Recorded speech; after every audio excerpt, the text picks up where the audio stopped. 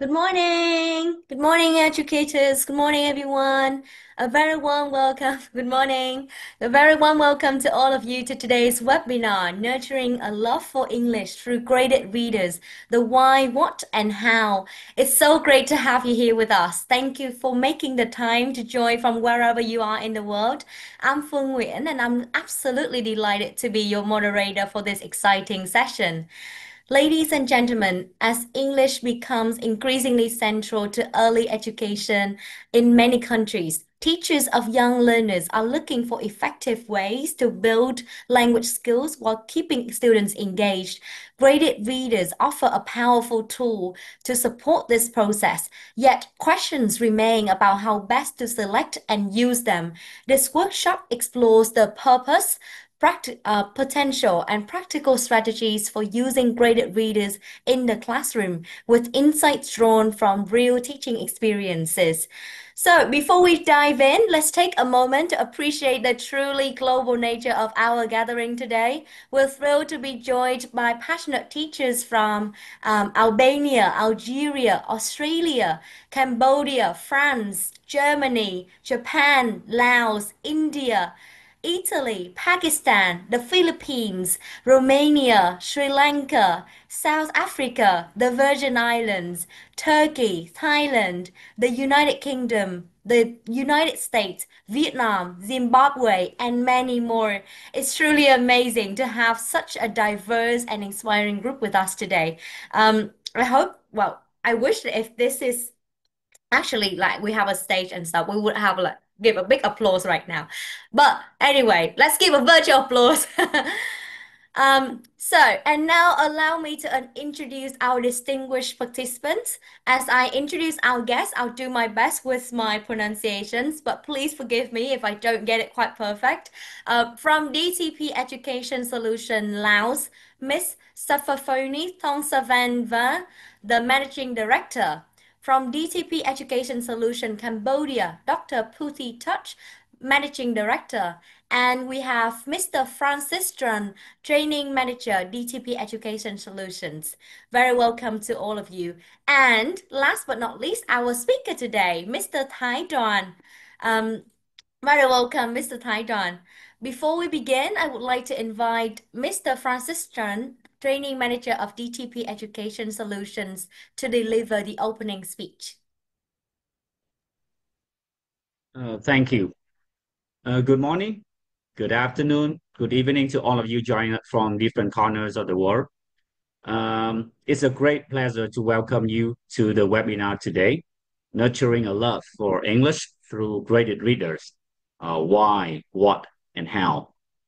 As English becomes increasingly central to early education in many countries, we as educators are constantly searching for ways to build language skills while keeping our young learners inspired. Today's section takes us on a journey into one of the most powerful tools at our disposal, graded readers.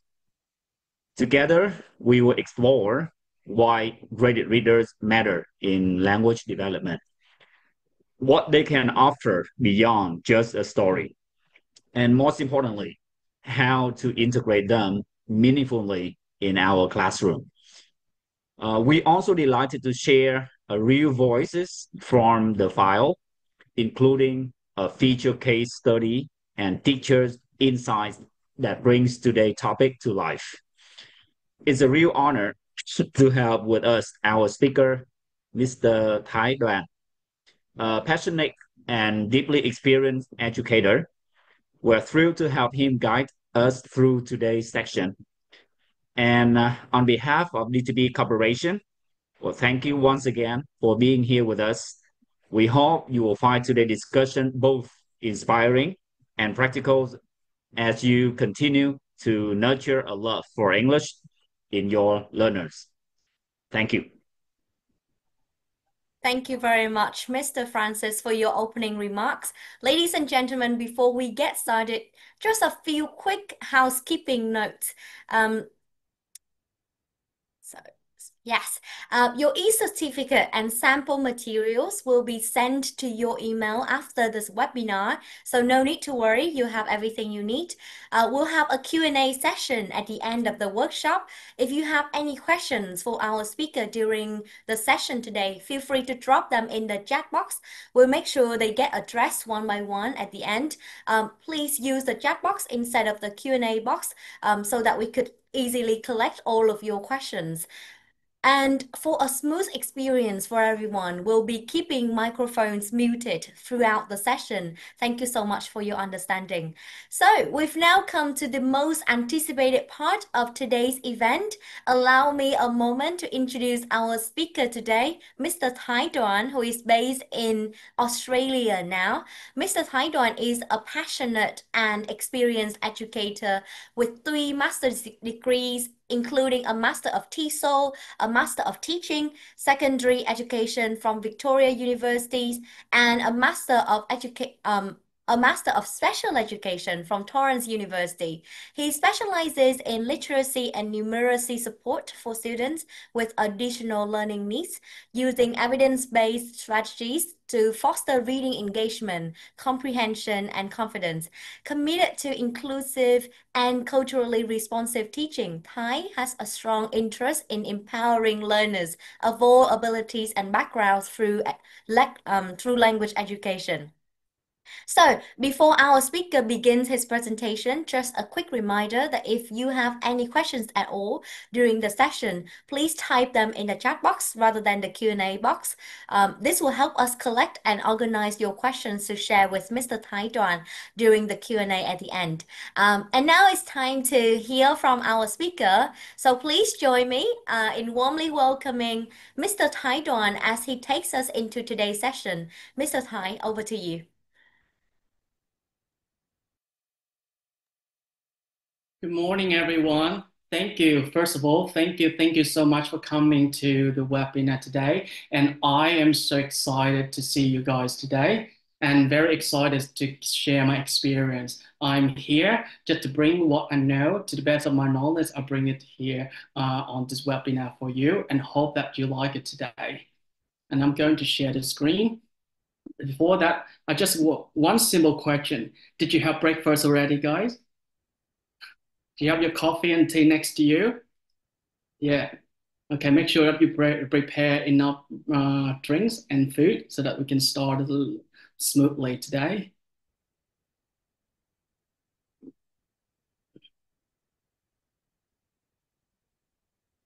Yeah, okay, so just wait a minute. I'm going to share the screen.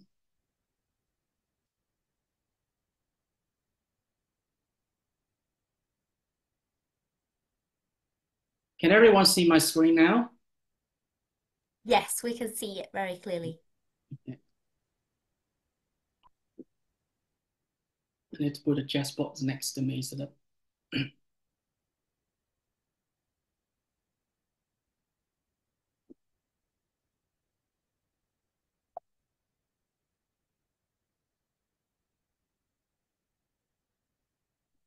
all right, let me start. Okay, so before we start today, I just have a few questions to ask you. Right, the first one. Can you please just think about this question and answer in your mind? Yeah, are your students ready to read? What does it mean ready to read? Yeah, are they able to hold the book? Are they able to point at the book or look at the pictures or choose their own book? Just think about that. The second one, are they independent readers? So what do you mean by independent readers? It means that the readers, they need no support at all. They just grab the book and sit down and read and explore what they really wanted to see, what they really wanted to know. Think about your student and think about that. Like, do they need any support to become an independent reader? And the next one, in your classroom, are all of the students at the same reading levels? Because we know that like we have good readers, but sometimes we got students struggling to read. So are they all the same reading levels or they have different levels in the classroom? And how are you going to support them with this.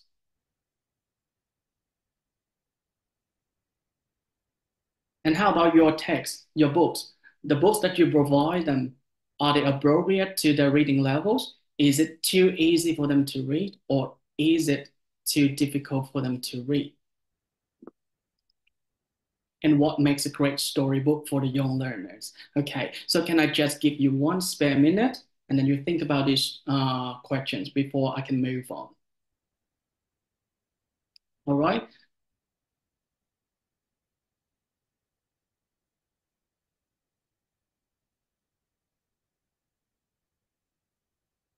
Yeah, let me go next. So these are just simple questions that we think about our students. And the big question is that how? How are you going to help your student from zero to hero? I mean, like from nothing to everything. How can you help your student from having no interest at all in reading and bring them and help them to find a love to read? And how are you going to help your student from struggling in reading? They find it very, very, very difficult to read, to become an independent reader and found a love in readings. And how? How do you nurture the love for English learning through the creative readers? So that is our big questions today, and that is the main purpose of our webinar. All right, can we go next? And the agenda today, we are going to address D. Okay, first of all, I am going to explain why why graded readers matter in the language development, especially the language learning for the second language learners, ESL learner. And then we are going to explore the what to bring to the student beyond just a story. Okay, what is more interesting than just reading, than just having a book? Okay, and next one, okay, I will focus on this part, the how. Okay, I'm going to share my experience in teaching reading by using the graded readers in my lessons. And I'm here not to teach anything, I'm just share my experience. And maybe after you're listening, if it is suitable for your context, you're welcome to apply. And if it's a little bit different from your context, I'm really, really happy to listen to your feedback and share and listen to your voice. If you want to share your own story at the end of the workshop today, the webinar today, yeah, you are invited to share your voices. Yeah. And number 4, the voices from the teachers and the future case study. All right, that is the agenda. All right, before we get into the main part, I just want to remind about the ZPD theory. So most of my teaching practice based on this theory, and all of us know that this theory comes from Vygotsky, zone of proximal development. As you can see on the screen now, the learning is going from what we already know to what we want to know. So you can see in the green circle is what the student already know. That is their current knowledge or their previous knowledge. And the yellow circle is what they need to know or what the teacher wants the student to know. And how? How can we move the learning from what is already known to what is not known? So as a teacher, we are the supporter. We support the student to reach that goal, to reach that level. Okay, on the right-hand side, you can see that if learning is too easy or if reading is too easy, it's gonna be very boring. Can you imagine if you give them a book, a 10-year-old, a book with a basic like ABC or something very easy, they're gonna get bored and they don't wanna read. And if learning is gonna be very difficult or reading, the book you give them is very difficult, a lot of vocabulary that they need to know. So it's gonna be very hard and they cause anxiety for them to read. And of course, they don't want to read too. And as a teacher, we use this theory to help the student step by step. From step number 1, we support them, we scaffold them. And step number 2, we reduce the level of support.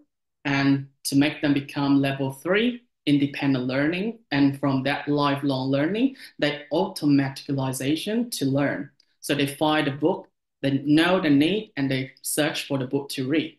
So this is the theory that we use it for the teaching and also in reading. So if I'm too fast or too quick, please just slow me down, okay? Yeah. And another question before we start is, what is a graded reader? So I know that like many of you, you have your graded reader in your classroom already, but maybe this is a new concept to some new teachers or just newly graduate teachers. And this is good to know that we have graded reader that support a lot in the language development. And if you use it would be a benefit, a good point to your language teaching. So a graded reader, it is a book written for language learner, especially English learner in your country, in Vietnam, in Cambodia, and in some country that not English is not the first language. So the language in this book are simplified and the vocabulary are controlled so that it meet the level of the reader. So it is not just to make sure that not very, very difficult or not too easy for them to read. So they have different levels. So the reader can find the appropriate level to read so that they can enjoy the book and they read it easily and enjoy what they are reading. In this book, they include limited vocabulary, not too hard for them, and they are sufficient enough for them to learn. And the grammar is appropriate for their proficiency. And this book, they organize in different levels. As you can see on your right-hand side, this is a series from the fairy tales. So they have like 3 levels from easy to higher level. So this is in accordance with the European framework from A1, A2, B1. And it supports the gradual progression in reading skills.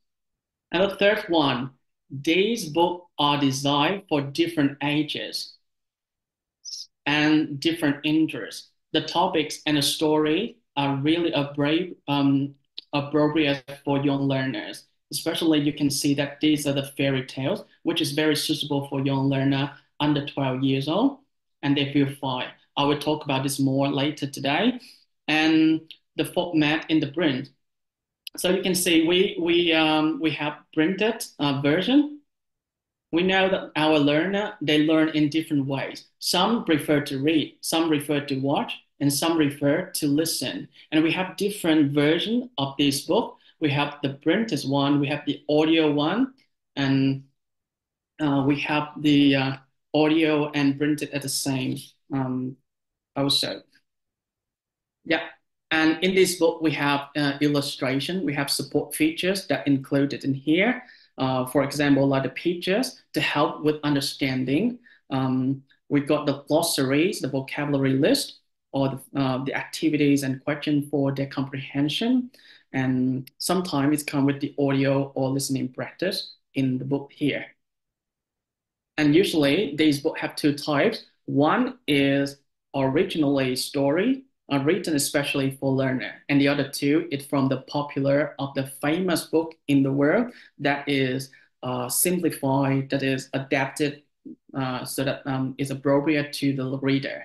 And you can see that this series, we have some famous story, fairy tales here, like The Ugly Duckling, Beauty and the Beast, Alice in Wonderland. So these are famous. And we simplify it so that the young learner, they also can read and enjoy themselves. So these are the graded reader. So at this point, my question is that, have you ever used graded reader to teach in your classroom, especially teaching English? And if you did so, how did you do that? And was it successful to use these? All right, so this is just a question for you to think, and at the end of the workshop today, so I'm happy to listen to your sharing. All right, this is a question for you. Why? Reading is very important to language development. Can I have some opinions, please? Okay, you can type in the chat box. Can you give me some reason why reading is very important in English learning?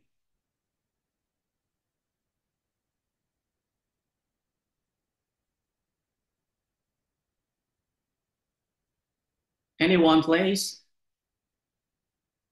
Hello? Yeah, thank you for your idea. All right, this is a discussion questions. Yeah, improve vocabulary. That's right. Thank you, Seth.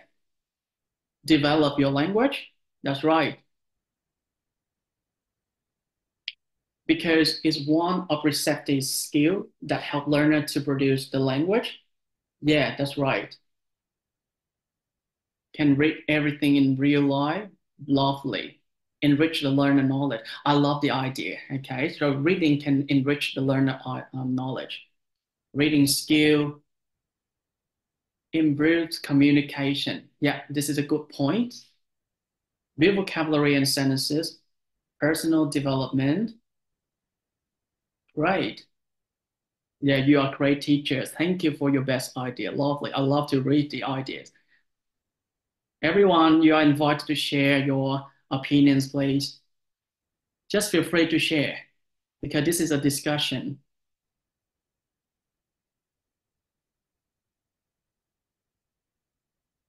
Improve vocabulary and critical thinking. I love that idea.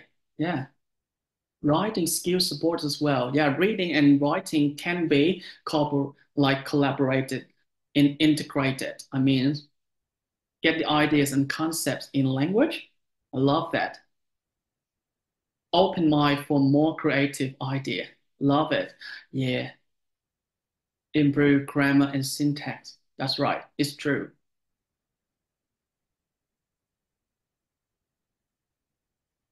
Yeah, keep going, everyone. Thank you. I can see that you are master of language.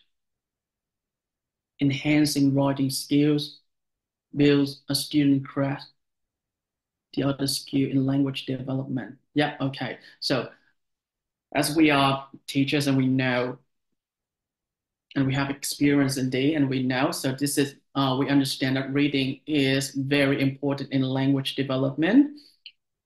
So thank you, everyone. Reading plays a critical role in language development because it exposes learner to rich structures and diverse language input that support the vocabulary growth, grammar awareness, and comprehension skill, and especially, like you say, that cognitive development or critical thinking as well, or social awareness, and all of the other things that they need to do. So we got these backed by the research. Okay, so we have Nagy and Anderson reported that reading is the single most important means for acquiring vocabulary. Kane, he claimed that through reading, children develop syntactic knowledge that support the language use. Reading comprehension is both a cause and consequence of language development by Hutchland. Readings build metalinguistic awareness that support broader language development by Coda.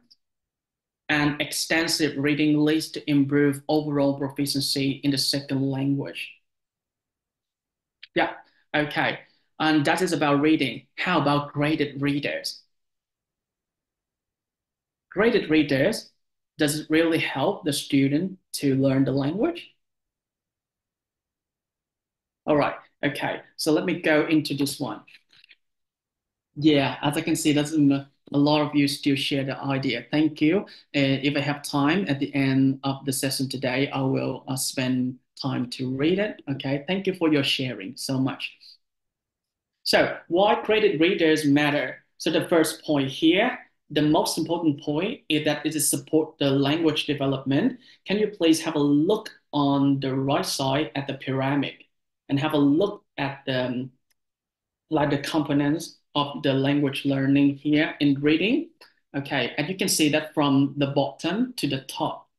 Okay, from the basic to the higher level, you can see in reading, we need to support student a lot of aspects, like the concept of print, the letter sounds and phonics, phonic awareness, the knowledge building, vocabulary. I'm going up yet. Reading fluency and expression, text structures and genres, oral language, reading comprehension strategies, and finally is reading comprehension. So this is the language development we need to integrate into reading.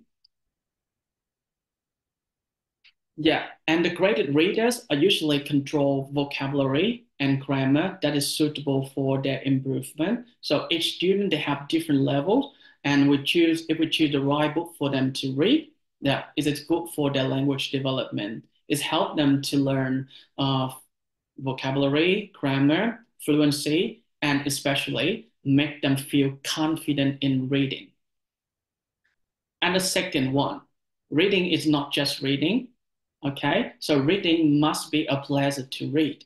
So encourage reading for pleasure is very important, because if your students, if your child, they have interest in reading, they will automatically find a book to read. But if they are forced to read, they feel it's just like a burden and they don't want to read.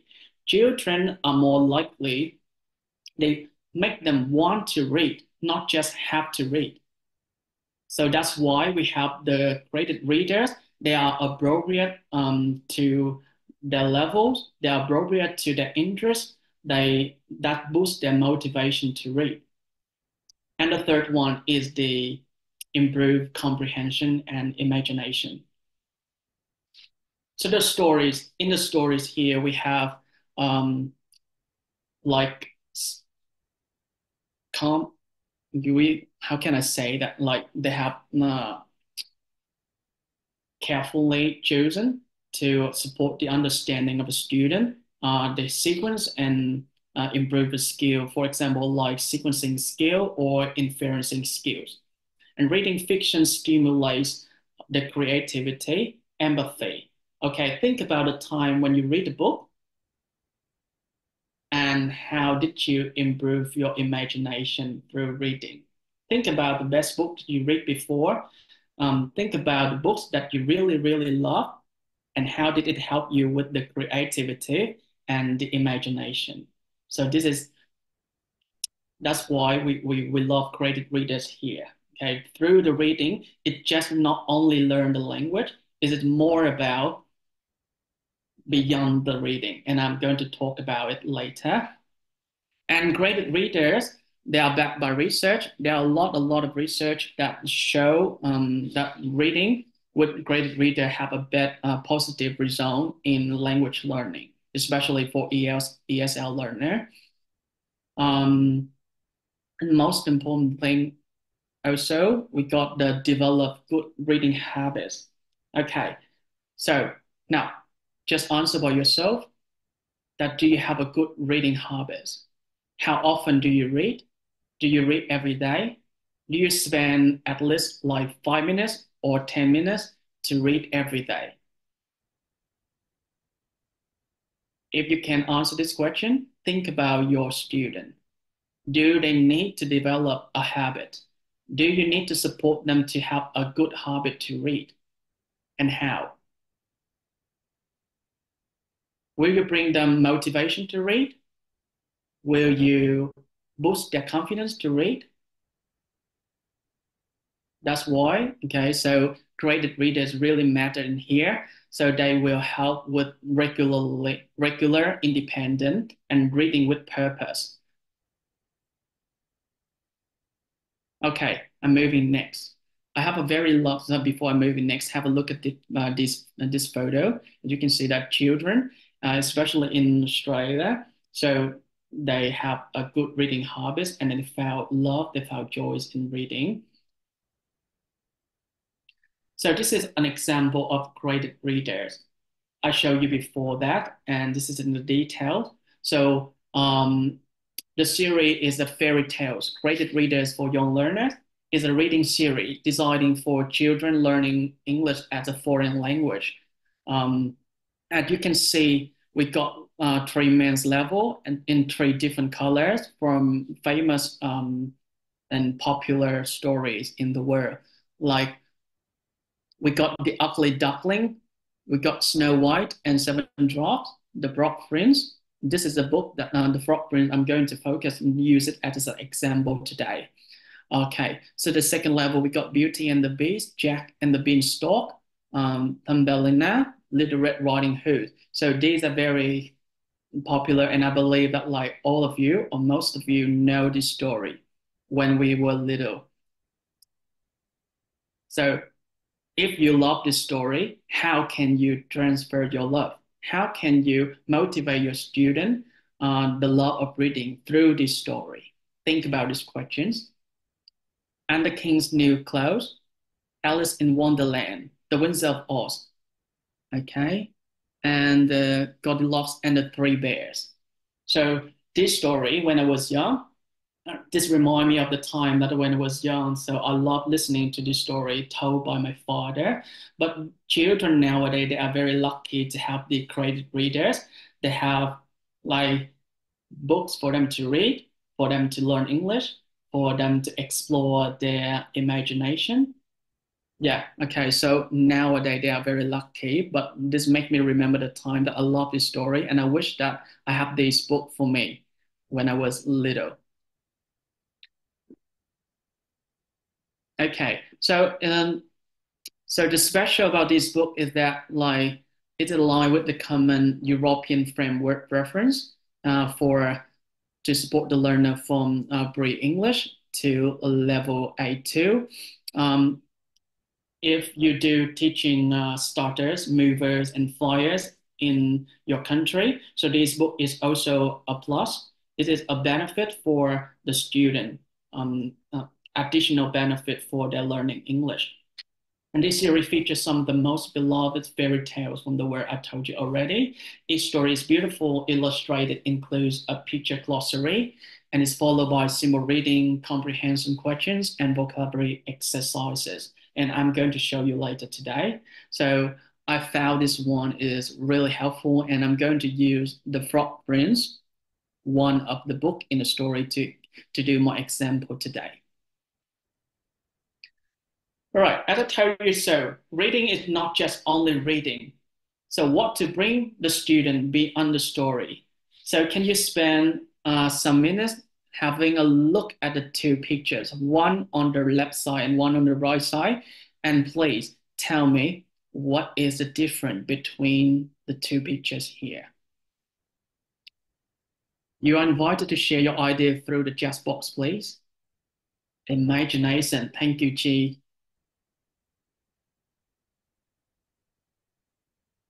Anyone else, please?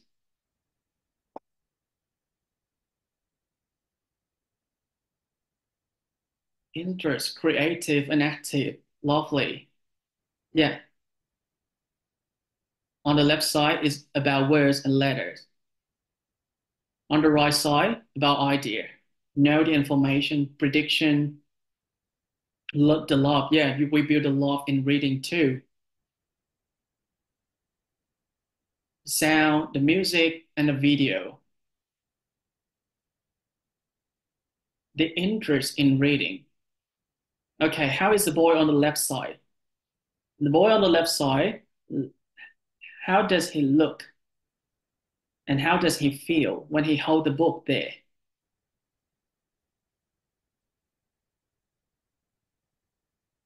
Reading with the heart. Thank you. Analyzing, yet frustrated because a lot of words, a lot of letters.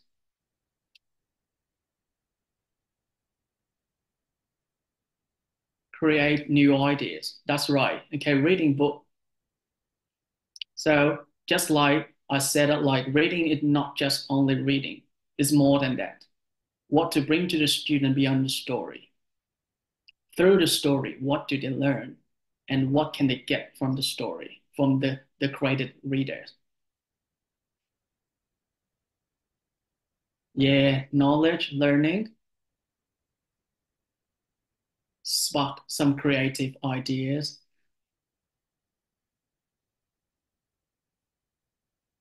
Anything else? So I can see on the right-hand side that there are many question marks.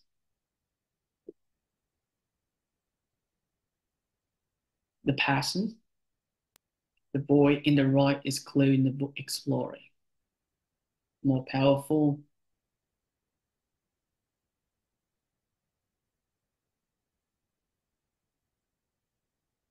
Reasoning, thank you. Yeah, okay. So questioning, reasoning, when we do read book, so they will spark the idea. The student will have a lot of questions. Imagine when we were young, you listen to the story told by your father or your grandmother. Okay, you usually have some question. You ask why. You ask how can. Okay, these are very, very good questions for the kids to grow and to develop themselves. That improve their brain, improve their critical thinking or cognitive development. So yeah, so that is beyond the book, beyond the story. So thank you everyone for sharing. Let me have a look at the time because like I'm talking too much. So okay, yeah. Okay, we still have plenty of time to discuss today. And from basic reading and beyond reading, could anyone please share? Okay, so what is basic reading and beyond reading? So what do we do with the basic reading?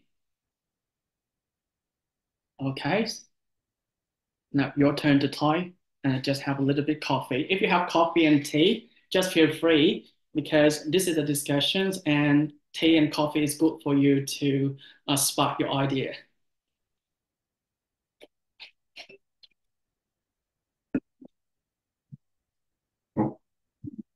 Yeah, thank you. Make children more curious to explore the books.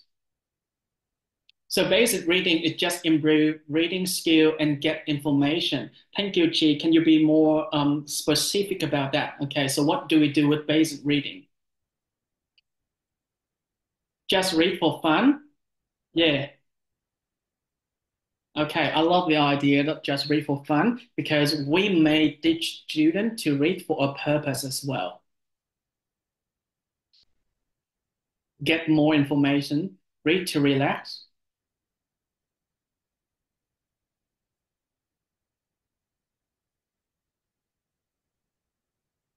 So now think about that you have a set of graded readers, a series of books, and you bring it into the classroom.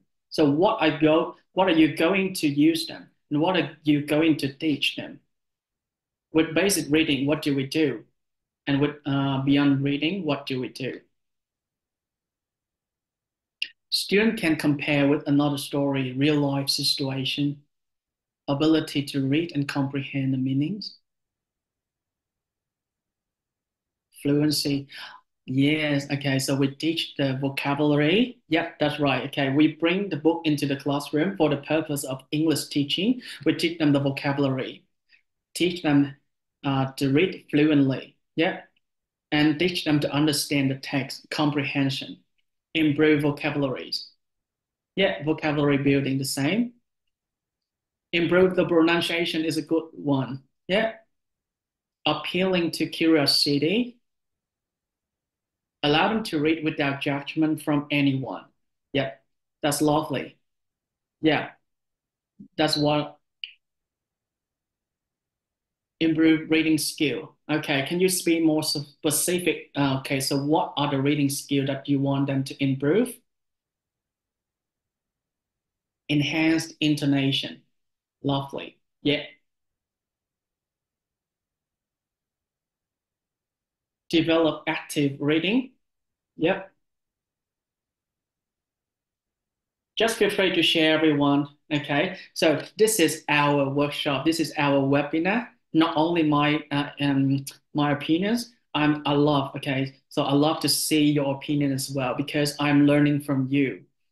Everyone have different contexts. Everyone have different country from different countries. So maybe we bring the knowledge to this workshop, and I'm really appreciate that you bring your knowledge to this workshop, and everyone can have a share learning. Okay, so now this is the time that everyone you can read in the chat box, okay, to see the other idea as well. When you read the other idea, maybe you can spark your own idea. And after this workshop today, after this discussion, you can bring the idea back into your classroom. And this is the plus point of this workshop.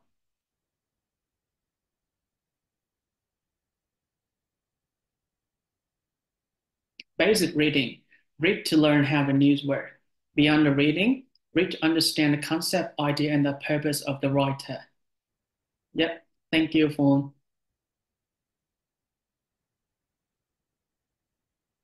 All right, 2 more minutes, and then we move on. Can everyone share more, please?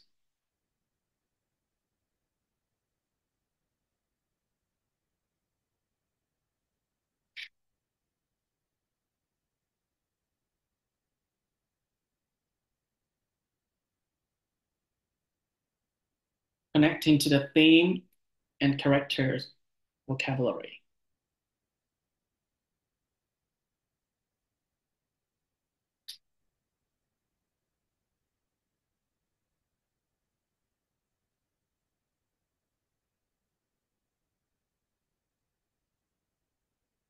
Beyond reading, improve comprehension.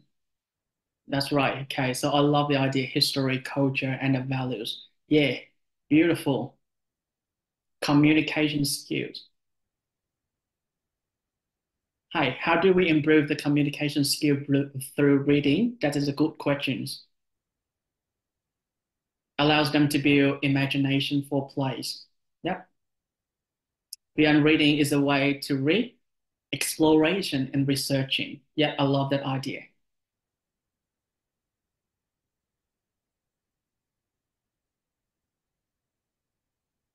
All right, 30 seconds. Don't hesitate, just type your idea and share it to everyone. 20 seconds, 15 seconds.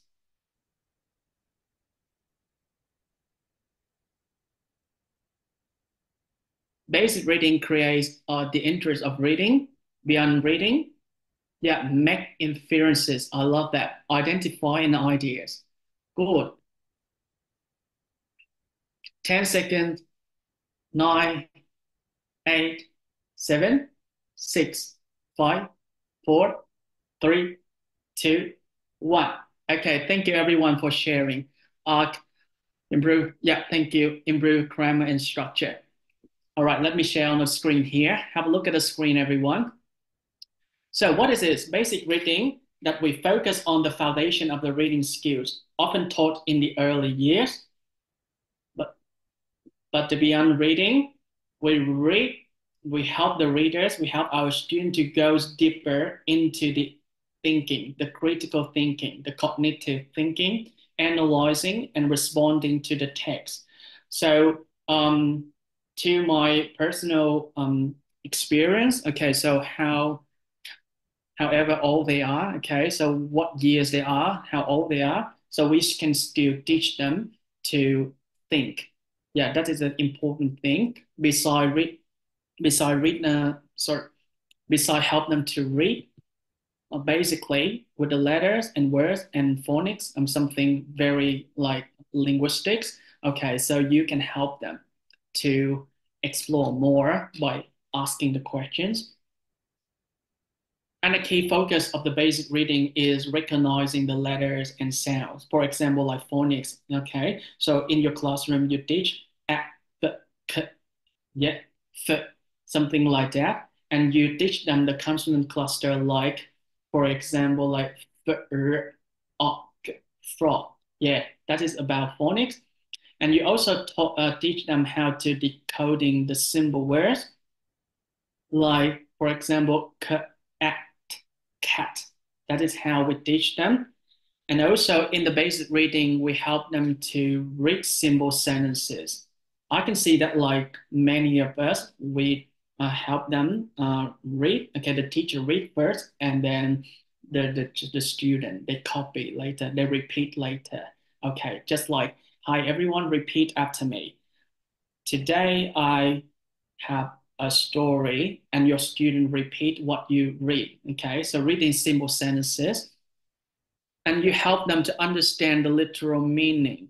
So, for example, after the reading, we also have some comprehensions part, just like who are in the story.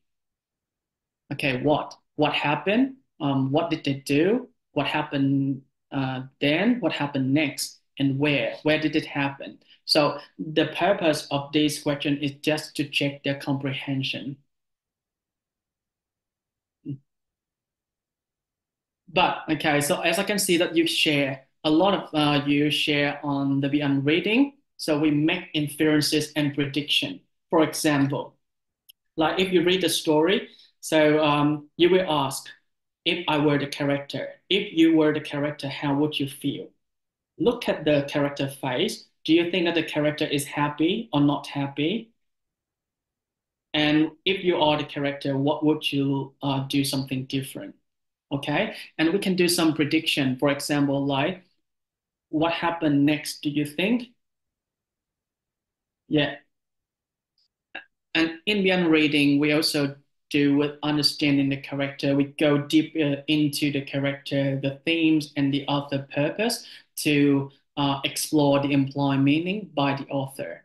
Okay, these help the student with the social awareness and beyond other, like some knowledge beyond the reading, beyond the story. And some of you share already. Before that, I can see that some of you share reading connect to writing. This is a very interesting part, and I really, really love this. I'm going to share you in the later slides. Yeah, and also some of you do with speaking. After reading, you have a discussion. You have like acting in the classroom or creating something creative with writing and speaking and critical thinking. So these are the beyond the reading, and especially relate to the personal experience of the world. For example, like after reading the story, how do you feel? This is how you teach a student make the connection between the text they read to themselves or recall about an experience. Okay, have you had the same situation like the character in the story? So I will focus more in the later part today. And the goal of basic reading is to help the student become accurate and fluent readers who can make sense of the simple text. Okay, the purpose is that just to understand the text. And the purpose of the beyond reading is develop higher order thinking and independent comprehension skills. And the purpose of this one is understand all ability, understand all personal characters, understand all experience by using the text. So now this is a question for you, and you can answer by yourself. You don't have to share anyone. Think about your teaching practice and where are you and what do you do in your classroom? You just teach only the basic reading, or you do beyond the reading, or do you do both of them? Yeah, can you spare 1 minute to think about your teaching practice and save it for later today in the part 4? You can share your experience. You're invited.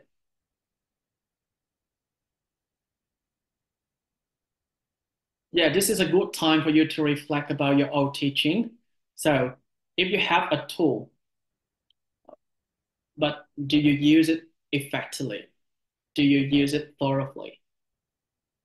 You have a very, very powerful tool like Graded Reader. If the principal is generous to buy you a set of Graded Reader and put it into your classroom, how are you going to use it? You just let a student read for fun, or you do teaching, teach them on the purpose. Yeah, mix the 4 skills together. All right, tea and coffee, everyone, and think about your teaching practice. Let's spare 1 minute only. Yeah, some of you can share on the chat box if you want to. It depends on the student level and their knowledge. Yeah, it's true. It's true. Yeah, for young learner, we have a different level of age, but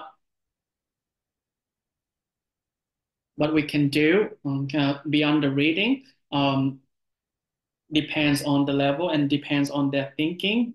In different situations, we can differentiate. Differentiate is the techniques that we base on the student age, based on the student ability, and we make the reading appropriate to them. Almost teaching basic reading for my primary students, a little bit about advanced reading. Yeah, thank you for sharing. Read for comprehension, I give different tasks for different levels.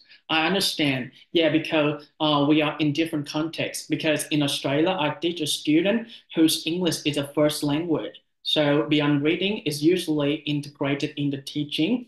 But the difficulty in your country, maybe English is the second language that you teach, and student that's why you just focus more on the basic reading, teaching the skill for them.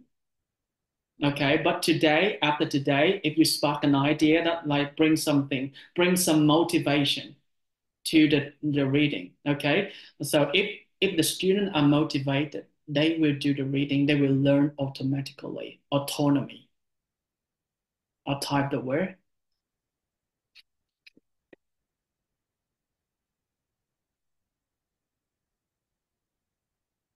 Yeah. Yeah, do cycle reading. Thank you. Read for more useful knowledge. All right. Can I move on, please?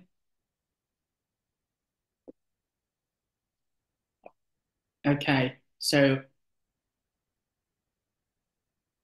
I'm going to share the series again. Fairy tale, the great reader for young learner. Okay, you can watch and enjoy your coffee and tea. And if you're hungry, just grab some snack and watch this one.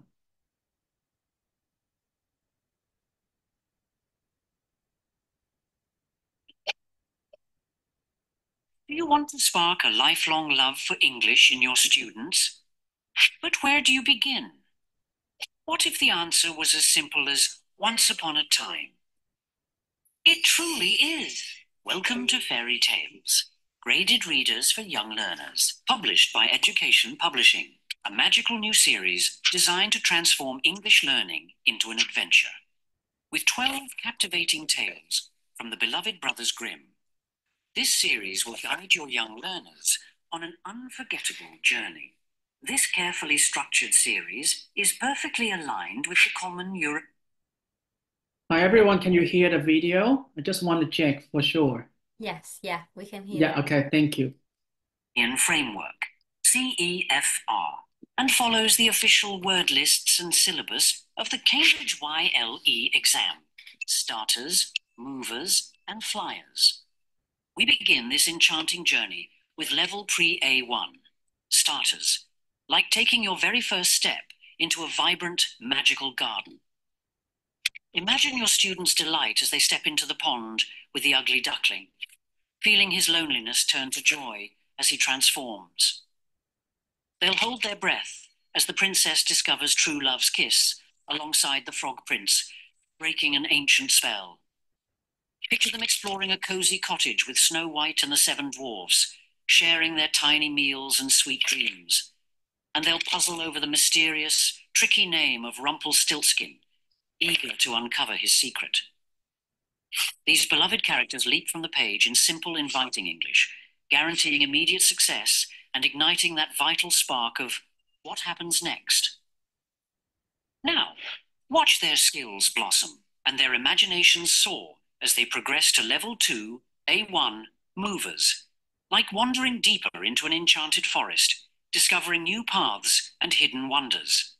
The adventure deepens as they dance in the enchanted castle with Beauty and the Beast, discovering true beauty within. They'll bravely tiptoe through the deep woods alongside Little Red Riding Hood, encountering both danger and friendship. Students will marvel as Thumbelina, a tiny girl born from a flower, embarks on a perilous journey where she escapes a scheming toad with a fish's help, finds refuge with a demanding field mouse, and is eventually carried to happiness by a kind bird. Then they'll feel the thrilling climb up the towering stalk with Jack and the beanstalk, facing giants and finding treasure. Here, we gently expand vocabulary and introduce slightly more complex sentences, keeping them utterly hooked. Finally, prepare to be amazed as they reach level 3, A2, flyers, like ascending to the royal castle in the clouds, where the views are grand and every challenge is mastered. They'll fall down the rabbit hole into the whimsical, nonsensical world of Alice in Wonderland, where they'll encounter bizarre characters like the Mad Hatter and the Queen of Hearts in a truly bewildering adventure. They'll discreetly observe the townspeople's reactions to the king's new clothes, learning about honesty and perception. Your students will carefully sample the porridge and try the chairs with the curious Goldilocks and the three bears, understanding consequences. And they'll embark on a whirlwind journey down the yellow brick road with Dorothy, her scarecrow, Tin Woodman, and Cowardly Lion, seeking the wizard only to discover their own inner wisdom, art, and courage were there all along. At this level, the vocabulary is richer, plots more intricate, and the English more nuanced. Students aren't just decoding words, they're truly living the stories, applying every skill they've built to grasp complex plots and characters. Each story leaps to life with beautiful illustrations, includes a helpful picture glossary, and reading comprehension questions. But the magic extends online. Enhance listening skills with UK accent audiobooks. The ugly duckling. It is a nice day. A mother duck is watching her eggs. And for truly dynamic vocabulary mastery, dive into our fantastic online interactive vocabulary exercises. Plus, for easy assessment and to efficiently check student progress, answer keys for all questions and exercises are conveniently provided online. By consistently leveraging the universal, immersive appeal of these 12 magical fairy tales. Fairy Tales, graded readers for young learners, transforms English learning into a cohesive and exciting adventure. Discover the full series and transform your children's English journey at eduhome.io today. Fairy Tales, graded readers for young learners, where young learners immerse in endless adventure. All right. Okay. So, did you enjoy your tea and coffee? Hello? Anyone back? Yeah?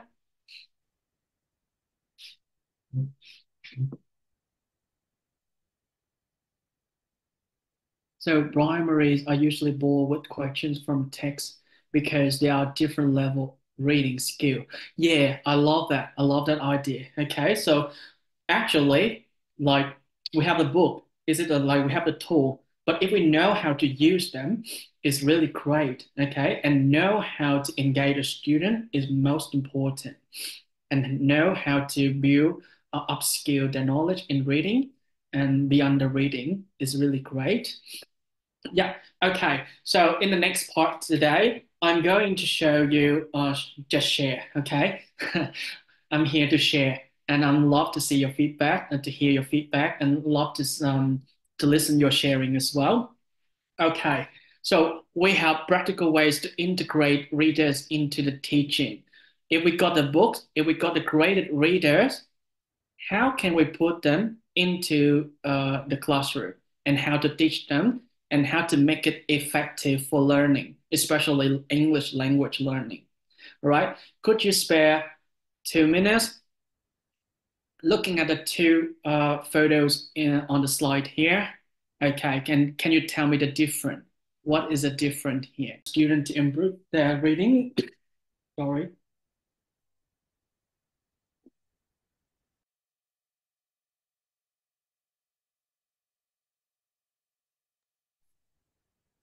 Yeah, could anyone please share in the chat box? Look at the two photos and tell me what are the different. Warm up before reading. Yeah, picture A, teacher reads and student listen happily. Picture 2, teacher and student read together. More engagement for the left class and the less for the right one. On the left, students relax.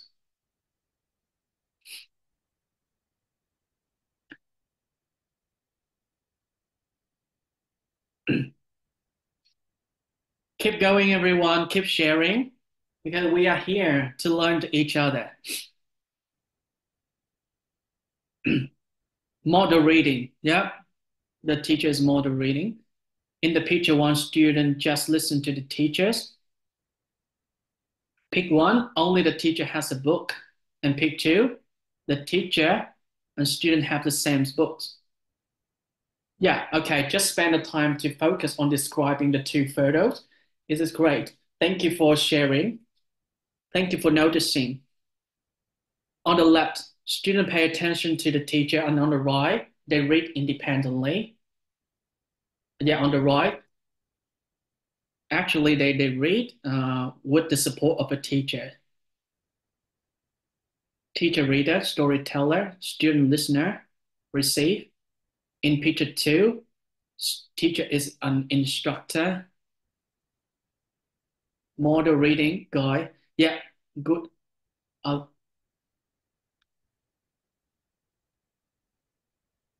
Before reading, yeah, just only two. I can see that just only two pictures, but different people, different idea, and different point of views here, different seeing. That is great. That is a diverse learning here. Thank you for sharing. Keep doing, everyone. Students and teachers are reading together. Okay, so that is the first question. Okay, so you describe the two pictures, and now bring it to a more critical thinking. So now tell me, what practice do you prefer? Do you prefer the left one, picture number 1, or do you prefer the picture number 2? And which one does benefit for the students? A teacher reads which give less information to students, are written by themselves, identify reading words. Okay, yeah, it's about pictures. They just develop listening. They can enjoy reading, prefer number 2. Thank you for sharing. Okay, so yeah, which one? And think about your practice as well. In your classroom, did you do the whole group reading or you do just a small group reading? And which one benefits for the student? All of them are so relaxing. Be it better. Choose number 2, okay? Love both of these way. Yeah, okay. So both of the pictures, they have their own benefits, okay? And I'm going to explain. You can do the whole class reading like that, or you can do the small group reading, and both of them have their own benefits to the student. And in my classroom, for the whole class reading like that, usually we do at the beginning, we introduce a book together. We pick a story that we can read together. And during this time, the whole class reading, the teacher show everyone how to like some like minor skill of the book. Yeah, but in the picture 2, so we do this because we want to focus on each individual. So the teacher will have good time, a good quality time to focus on the small group. They are in the same level. So imagine if you, in your classroom, your student, they have different levels. And if you read the whole class, some, okay, might see it appropriate to them. Some might think it too boring. Some might think it's like too difficult for them to understand. But if you go into the small group, it's gonna be very individual to each learner. Develop individual reading practice. That's right. Yeah, both of them are good. That's right. Okay, both of them, they have their own benefits. But for the purpose of this workshop today, we are going to focus on the picture number 2. Thank you everyone for sharing. And now I'm moving next.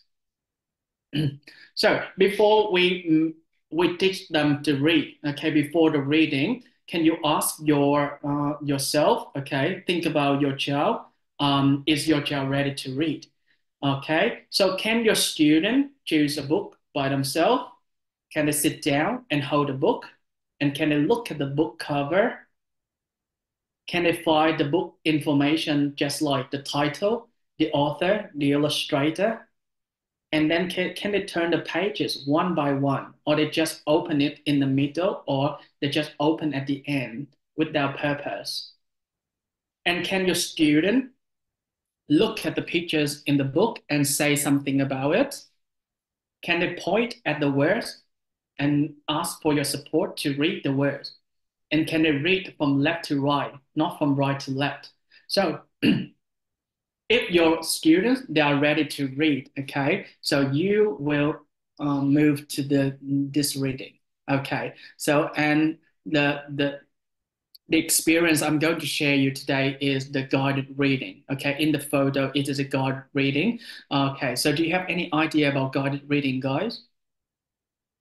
Guided reading, it is at the name it is. What does a teacher do, and what do the students do in this guided reading, and why? And why do we do guided reading here? And have you ever used guided reading into your classroom? So do you have guided reading in your classroom, or is it a new concept to you? I'm happy to know. So if it is like totally new concept to your classroom, so I'm happy to spend more time to share about this one.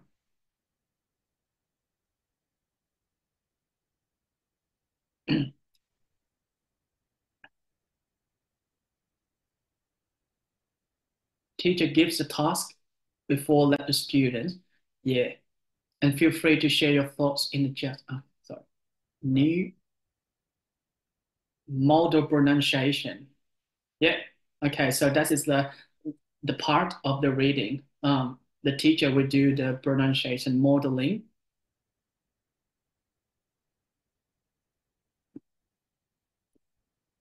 In the guided reading. Okay. So if you have experienced guided reading, what do you teach in the guided reading?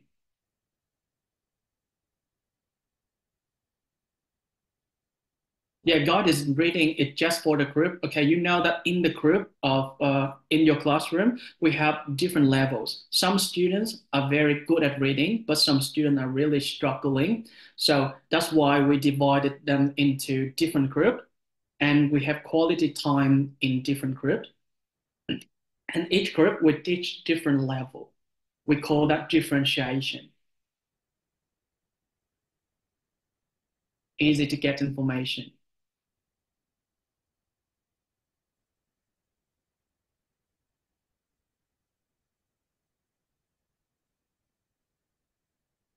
Yeah, yeah, I got a good idea here. The teacher support the student develop using strategies for progressing challenging vocabulary. So it means that like because your students, most of your students are second language learner in English, so you mostly focus on vocabulary, grammar, sentences, pronunciation.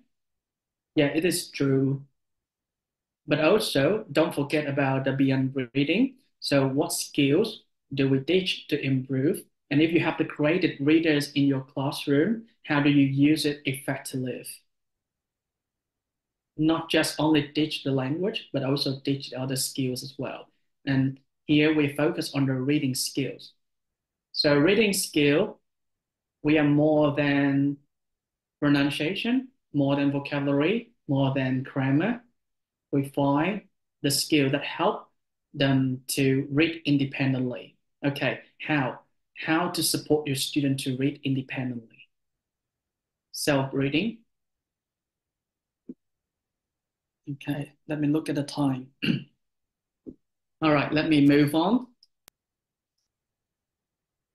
So guided reading is a structured teacher-led approach. It means that the teachers will lead the group here approach to the reading instruction, where a small group of students, usually they are at the same levels or similar reading level, very close to each level, and read the text together with the teacher support.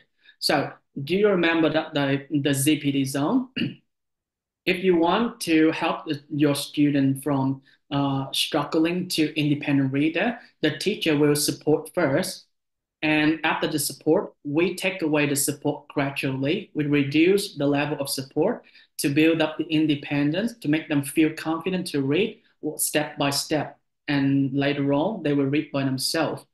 Okay. And the purpose of guided reading is to support, to put in the skill for the student, to support them to improve their reading by themselves.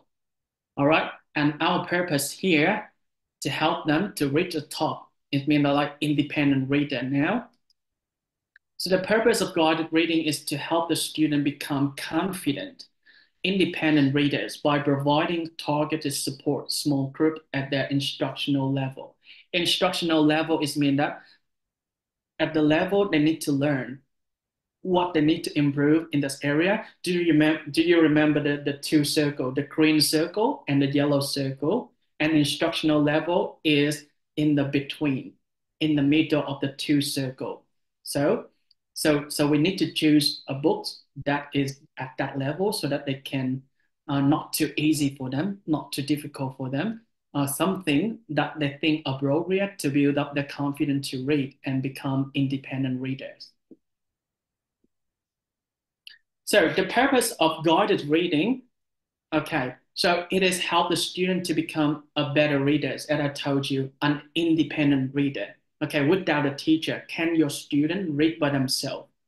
And think about when they grow up, they have to read everything by themselves, no support at all.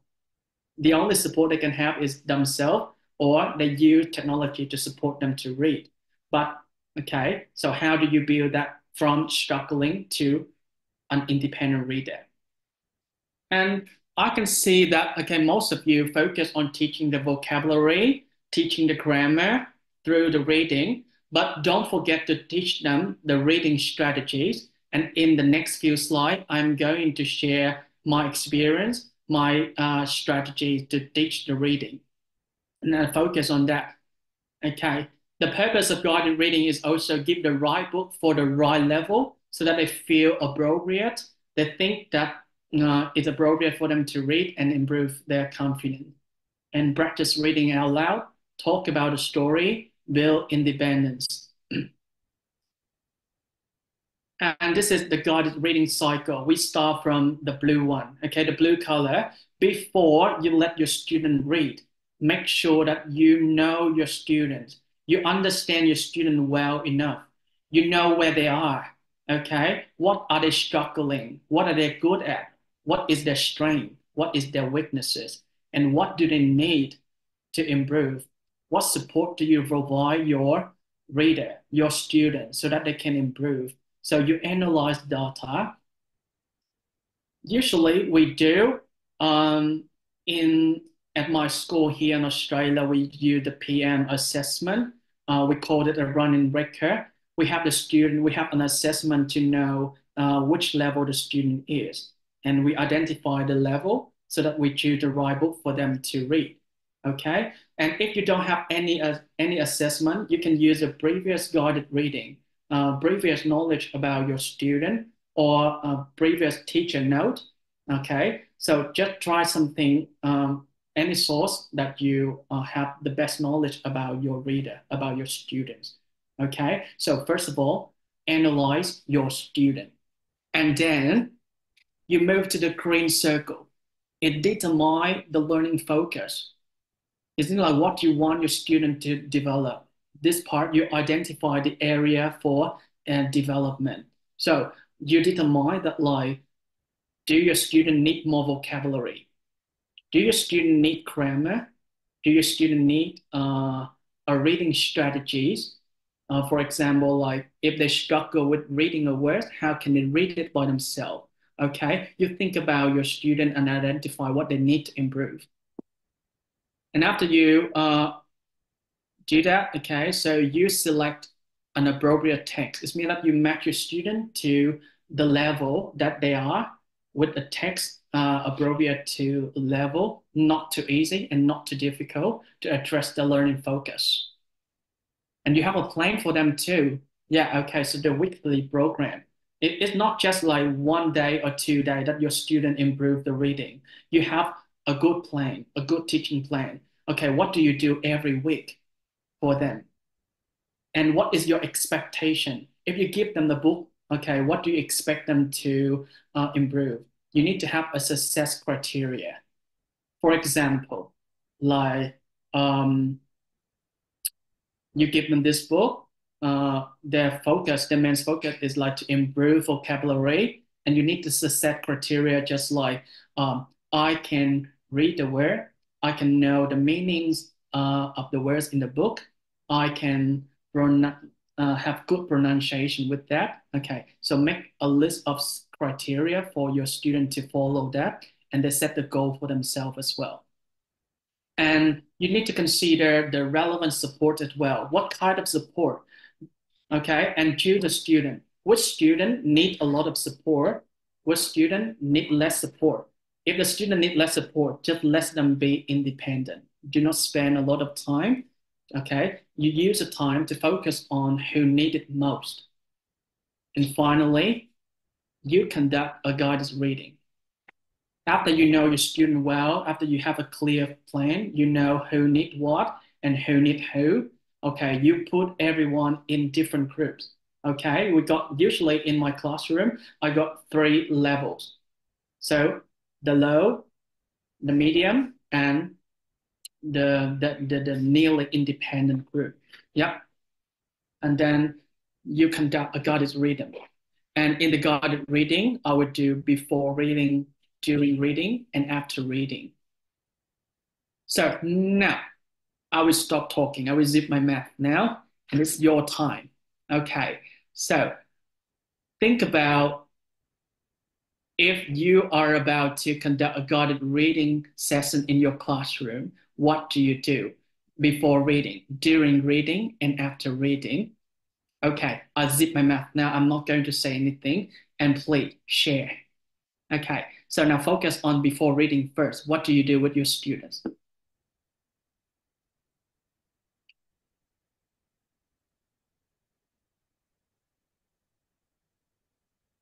Okay, everyone, coffee, tea, and share. Feel free to share your thoughts, everyone. We know that it takes a second to type, so please take your time. We'd love to hear from you. Don't be shy. Thank you, Phương.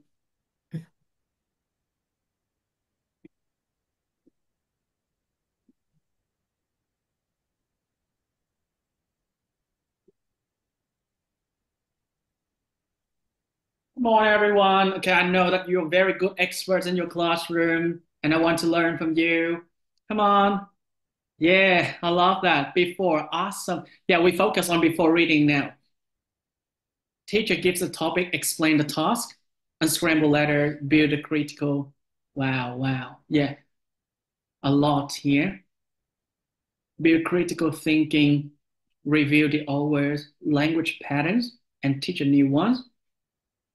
Pre-reading, create questions about student to guess and answer. I love that. Yeah, okay, we call that prediction before reading. Pre-teach vocabulary is very important. Some core vocabulary, some focused vocabulary that we need the student to know, we pre-teach them. We call that front load. Front load them before they can read. Plans of reading, how many pages finished, vocab, lead in one.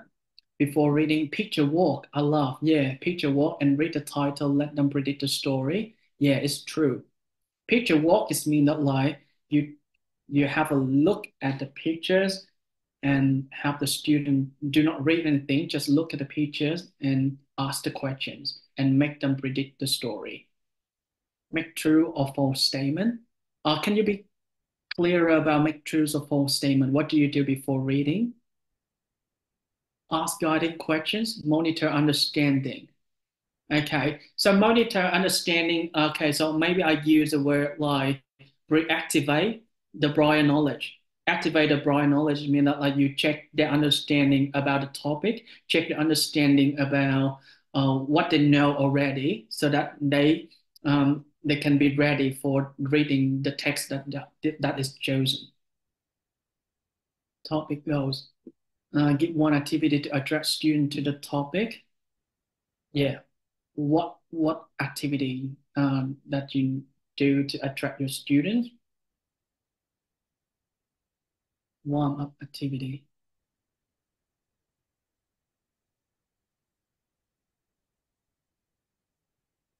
Can you still hear me, guy? Yeah, okay, thank you.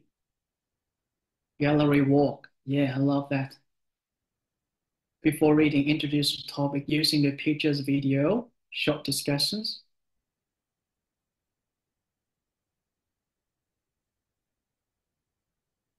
Give a warm-up about reading, which is very important.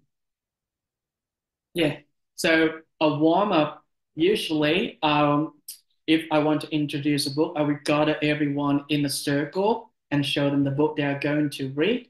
And I do the fun things like, okay, look at the picture and what do you think the story is about? Okay, so what do you see in the book cover? If you have something more interesting, yeah, just do it. Elicit pictures and text. All right, let's move to the during reading. What do you do during reading? Thank you a lot of sharings. Okay, thank you everyone. I appreciate that, really appreciate that we build the knowledge together here today.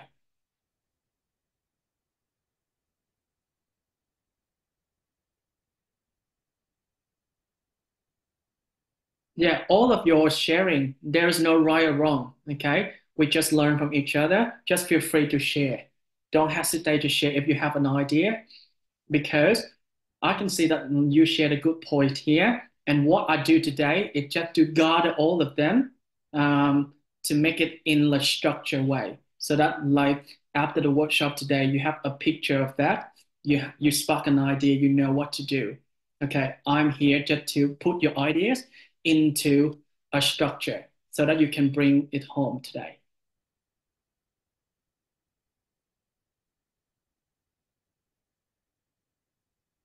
Yeah, teacher observe and support a student with pronunciation, phrasing, and comprehension. Okay, and don't forget to build their decoding strategies and comprehension strategies. Okay, so the teachers here just to give you remember that like do not give the student the fish, just give them the fish roll so that they can catch the fish by themselves. All right, our job as a teacher not to provide them knowledge. We provide them the tool, the powerful tool to catch the knowledge, to get the knowledge by themselves. Because when they grow up, when they go outside the world, they have to use the strategies to get the knowledge themselves. Yeah, during reading, make interactive. Have student read. Sorry, a lot of thank you. You're sharing a lot. I cannot read them all now because it's pop up, keep popping up. But I'm happy to see and to see it a lot here. Short sentence. We should let them underline and difficult words and let them say, repeat those words during reading. It's very beneficial for students to improve reading. Thank you.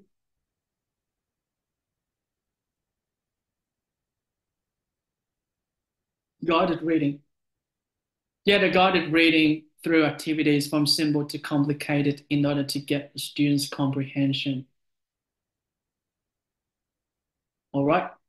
Okay, now keep moving. Just one more minute for after reading. I just want to know, how do you know about guided reading? So that, okay, in the next slide, I'm going to focus on the guided reading. What do I do during my guided reading?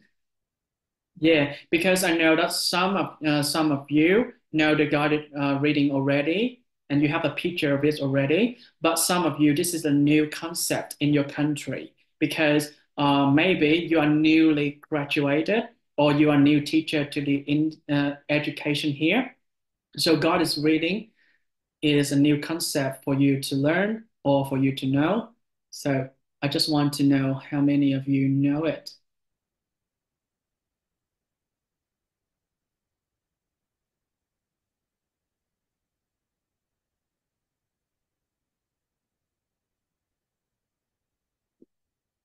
Yeah, we are focused on after reading now. Ask the student to recall and tell in hours. All of your answers are correct. Yeah, because you have different things, but after this one, we gather everyone in one structure so that we have something to bring home today. Okay, thank you. Guide discussion of the reading. Ask the student to recall and tell their own words, important parts of the text. Offer student opportunity to respond the reading in various ways, including writing. I love that. Dramatic play, music, reader theater, videos, debate, and oh yeah, okay, all the good things. Okay, yeah. After reading, in second language learning, English as second language learning, usually we check their comprehension. But like, yeah, think about something beyond the comprehension. What do you need to input your student? Okay. Thank you everyone for sharing to save the time. Okay, we still have 1 hour left, but we still have the, yeah, just half an hour more, and then we have the question and answer. Okay, let me move on. Okay, so this is my example. This is my own experience. Okay, so maybe some of you find it suitable for your context to teach, but some of you think you have a different context. So just feel free to listen. And I'm happy to listen to your feedback at the end of today. And I'm happy to listen to your own story, your own teaching practice. Okay, thank you, everyone. Before reading, the purpose of this part is that to build the background knowledge for the student, to set a purpose. Why? Why do you need to read this book today? And what do you need to improve after you read this book? And prepare for the reading. What do you prepare? You might prepare like a grammar point or key vocabulary for the student, or prepare them something that they need to get them ready before they can read this book. Okay, so in this example, I'm going to choose The Frog Prince. This is one of the books from the series that I introduced before, the fairy tales created readers for the young learners, published by Education Publishing. Um, and thank you, DTP and Education Publishing for allowing me to get this book for my example today. And I love this book. Yeah, thank you so much. All right, before reading, I usually get all the students in my group to review and predict the book.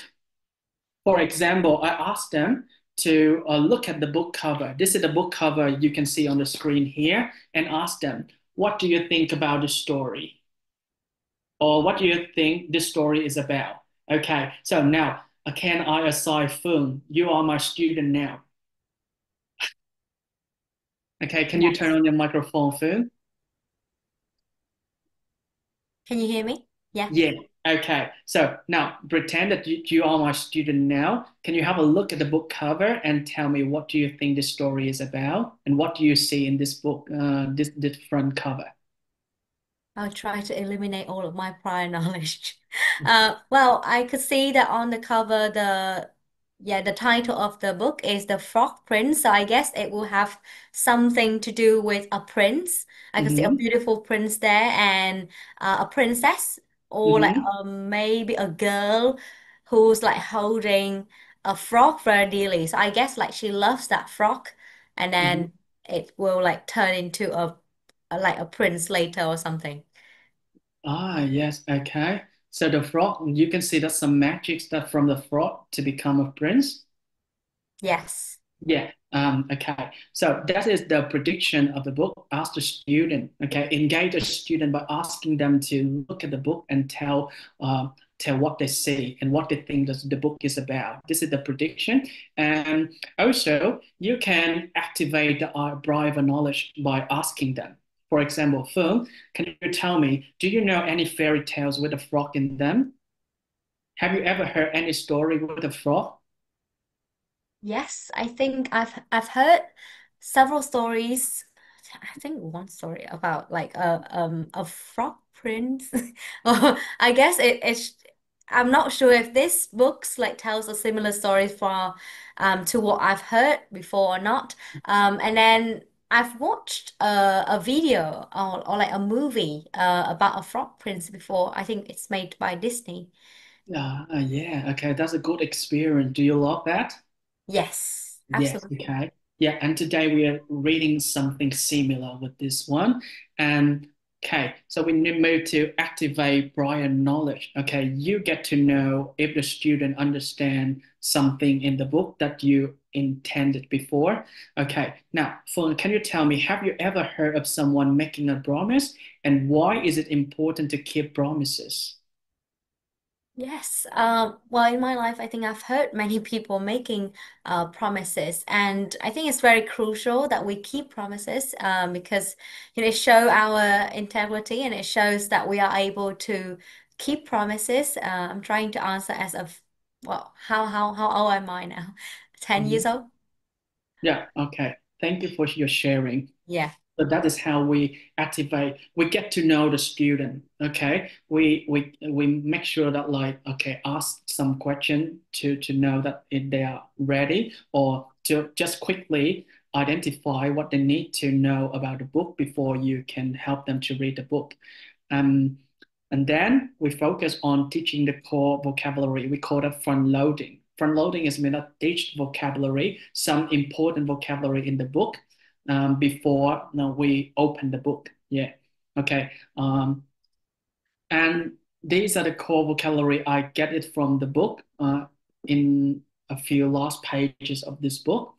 And this is the book that the student need to learn after they read the book here. So the teachers, you can show the picture, you can create poster, or you have a plus card. So you help them to read first, okay? So prince, princess, palace, ball, well, frog, okay, all of them, you have an activity. So I know that you're teaching, you are very good at teaching vocabulary. You're expert at that. Okay, you can think about different activities before you read the book. Some can do like matching activity. Some can do drawing activity or sketching activity that may be very engaging to spark and to hook the student into the reading. If they know this vocabulary in advance, so the book gonna be not very difficult for them to read. I'm going to back to the slide before, and then I set the purpose. Okay, so I'm not sure that you do the learning intention. Make sure that you introduce the learning intention before you teach, so the student know what they are doing, know what they are going to do. For example, like today we are practicing making prediction using this book and thinking about the character challenges. Or if you focus on teaching vocabulary, you say, today we are going to learn some new word from the story The Frog Prince. Or if you teach like some social awareness, okay, you can say, today we are going to find out how the frog becomes a prince and what the lesson the prince have learned and what can we learn from this book today. Okay, so set the purpose and introduce focus strategies. I'm going to focus on the last one. Okay, so the strategies for reading. So during reading, we support reading, monitor understanding, and develop reading strategies. In my classroom, I have a group of students with the similar level. I give each of them one book and have them read quietly first. Okay. And then they take turn individually. They will read and the teacher listen. Could anyone tell me why we have them read? Not the teacher read, but the student read. And the teacher just do the job is listening. Okay. Could anyone share me why?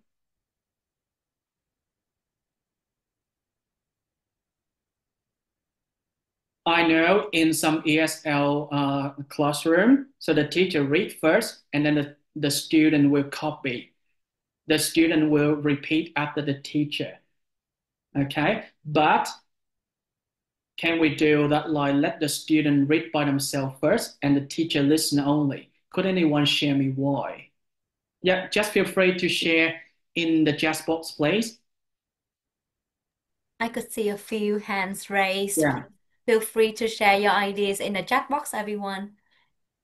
We'll be keeping microphones muted throughout the session for a smooth experience for everyone. So if you want to share anything, please pop them into the chat box. Yeah, I think ideas are pouring in. Yeah, encourage the student to read so that they will gain confidence, receptive skill, absorb the story content by themselves.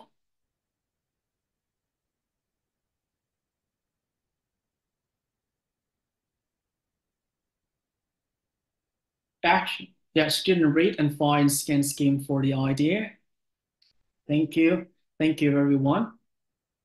Yeah, actually, so I let the student read, okay, and the teacher just quickly identify what do they need to improve. If the teacher talk all the time, that means that we reduce the time for the student. Okay, our job here just to support them. Okay, our job here just to identify the area that they need to improve. So let the student read first, and then we listen and we find what they need to improve. Okay, and make sure that you note the behaviors. Okay, behavior is not here that like misbehavior. The behavior in reading is mean that like, for example, they need to support with pronunciation. They need to support with phonics or something like that. Okay, you note down, and then you have a clear strategy, clear planning. Do you remember the cycle of reading? So after we note down, we reflect and we plan for the next teaching. All right. So when we do teach, we ask questions while we're reading as well. Make sure that every page we stop for a while and ask the student for comprehension and prompt some strategies. If your students struggle with the reading, you can help them by some strategies. And now I'm going to show you the strategies here. So these are the strategies that I use in my classroom. So, and I also have the printed version for the student. If your student is stuck on the word, what can they do? Do they always ask the teacher, can you read it for me? No, I would say no. If some student keep asking me, can you read this word for me? I will answer, can you do it by yourself, please? By teaching them the skill here. Okay, so we have some fun name. This is very popular. This one is very popular in Australia. And so most of the teachers use this strategy to teach the word for the student. For example, eagle eye. If you're struggle with word, you can look at the pictures and guess the word. Lips the fish. Make sure that you have your lips ready. Okay, so just try to say the sound to make the sound out. Stretch his neck. Or stretch out the word. Okay, if you can read, if you cannot read the word, just stretch them out slowly, and faster and quick. Yeah. Or chunky monkey. Don't worry, I just introduced here, and then I will give one example for you guys. The chunky monkey junked the word. It means that if the word is too long or too difficult to read, teach your student to break them into pieces, break them into small parts so that they can recognize the similar sound, the sound that they know already, and they junk them. Okay? And skip a frog is mean that skip the word. Oh, after after I try many times to read, but it still not make sense, just skip the word and keep reading. Don't worry about the word that I don't know. Okay? Maybe if I keep move on reading, I will know the word later. Try and lion. It means not like teach your student, try it again. Read it again. If we don't understand, try and try. And flip with the dolphin, flip the vowel. So I will show you an example later. Meaning the word, ask if it makes sense. If the word doesn't make sense, read it again. And helpful kangaroo. And the last choice, make sure that, okay, teach your student. The last choice is to ask for help, ask your teacher. Okay, do not train your student like every difficulty they encounter and then they come straight away to ask the teacher for help. Teach them the strategy to support themselves first before they can ask for help. All right, here example, junkie monkey. This means that if your child look at the word, they do not know how to read it. Okay, so jump them into the little part here. For example, the word princess. But if they don't know how to read the princess, they can do in says princess. Yeah, we make it in the small part. We call it junking so that they can read it. Princess, princess. Example number 2, flippy dolphin, flip the vowel. As you can see that the red vowel, okay, so usually we teach the alphabet, we say I. Okay, princess. After your student read it, okay, help them. Does it make sense? Princess. The princess is it sound like doesn't make sense, and we use the dry lion trying to read it again. Okay, change the vowel, flip the vowel, like not I. It must be E. In princess. Ah, yes, it makes sense this time. And then keep going to read. Or another example is the stretch out, stretch his neck. Some students that are struggling with the word, what do you call that? Consonant cluster. Consonant cluster is like 2 consonants get together to pronounce a word. Okay, so just separate them and stretch them. And then we, just like a rubber band, you know the rubber band, stretch and then combine them together. For example, here, so some student may say a rock, a bog, a fog, but they do not sound it correctly. Okay, it should be frog. But some students say bog, fork, rock. Yeah, and we teach them how to chunk and then combine them together. For example, now say frog,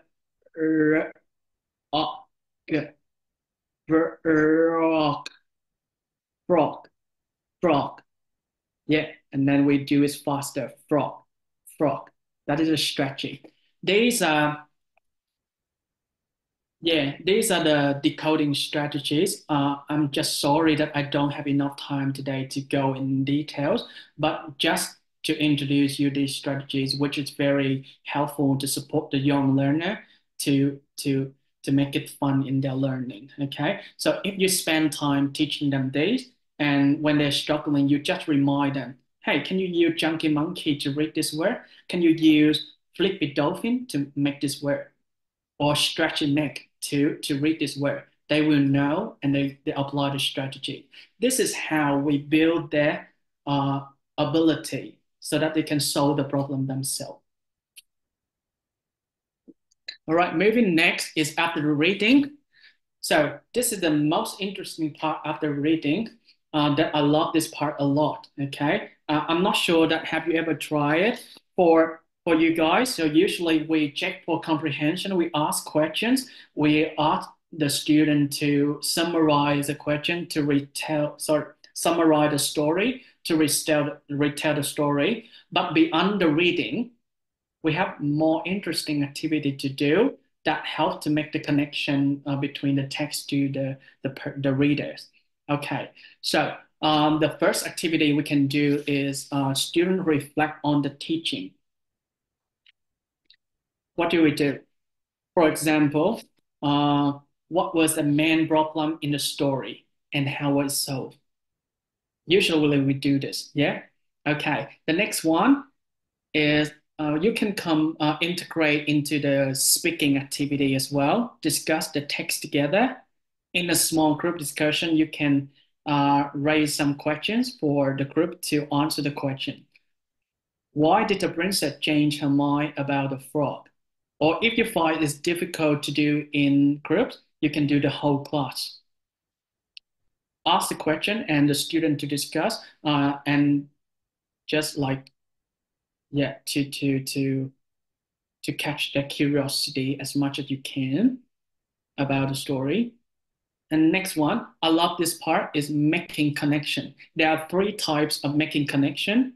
So the first one is making connection to the book that they read, between the book and themselves. For example, after you read this book, think about your experience. Have you ever failed to keep a promise? Tell me the time that you failed to keep a promise. That is making connection. The second type of making connection is connect between this book and another book. All right, after you read this book, do you remember any book just similar to this book? Or after you read this book about the princess, this princess and Cinderella or the other princess, can you compare the characteristics? So that is how they make connection between the text with text to make reading more interesting to them, engage them in the post activity, post reading, okay? Or making connection between the books with the word themselves. All right, for example, after reading this book, what do you learn from this book? And do you think this book is valid in your classroom? Is valid in your daily life? Do you think the values of the meaning here is that you need to learn? Okay, so help them to make the connection.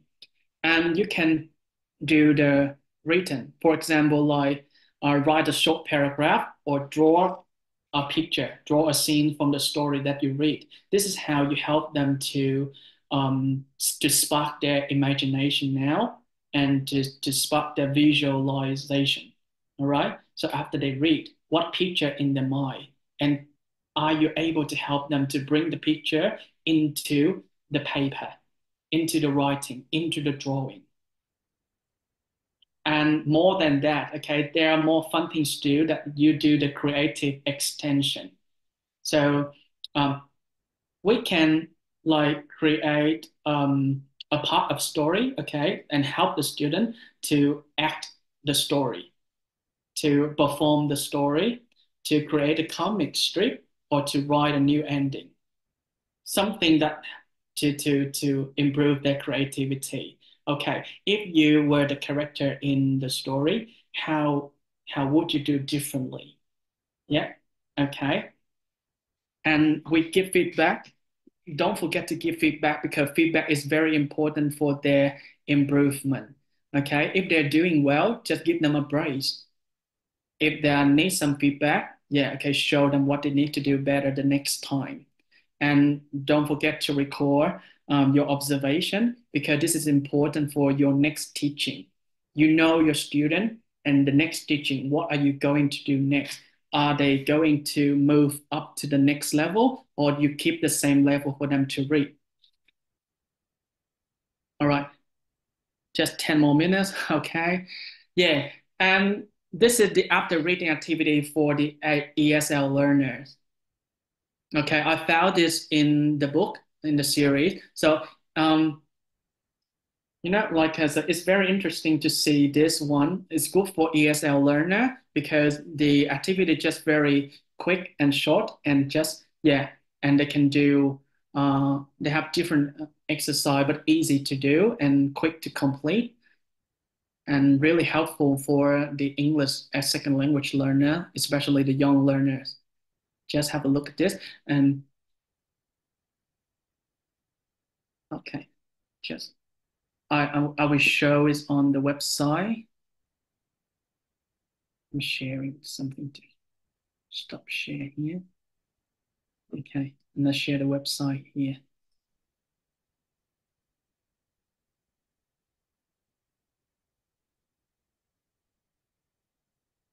Give me 1 sec, everyone. Yeah, as I said, that like students are different type of learner. They are diverse learners. Some prefer the print test, but some prefer the audio. And we have an online version that have the audio here to support the learner. Okay. The Frog Prince. Yeah. This is a story about a beautiful princess. She lives in a big and beautiful house. It's a nice palace. Let's see what she is doing now. She is playing with her ball. She loves her toys and she loves nice things. She loves her ball a lot. Yeah, okay. So this is good for audio learner or visual learner because they need support. Consider that your classroom is the diversity classroom, diverse need. So they have different needs. And if they are interested in the source of resources, okay, make sure that you provide it in the classroom and make them accessible to your students. And also we have different okay, if you want to highlight individual word or highlight the whole sentence, it can do it. Yeah. Now the princess is sitting next to an old well. The well is next to the palace. She is playing with her ball. She throws the ball, but she doesn't catch the ball. The ball goes in the well. Now the princess can't get her nice ball. Yeah. Okay. So yeah, just quickly show you this pictures. This is the best part because remember, okay, when you were little and you just have only one option for the story learning, it just listen to your grandma or listen to your father. Okay. And now this generation, the young generation now is very lucky because they have technology to support them in their learning. Yeah. Okay. Make sure that we use technology to support the reading here. All right, I come back to my slide. It's nearly finished, everyone.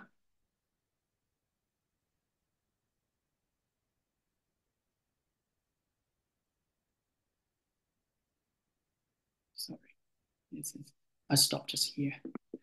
Okay, and I just quickly show you some comprehension strategies. Okay, they are for the higher level. For decoding strategy, the coding strategies is for beginners, okay, for new level. But for higher level, you can apply comprehension strategies to support their reading.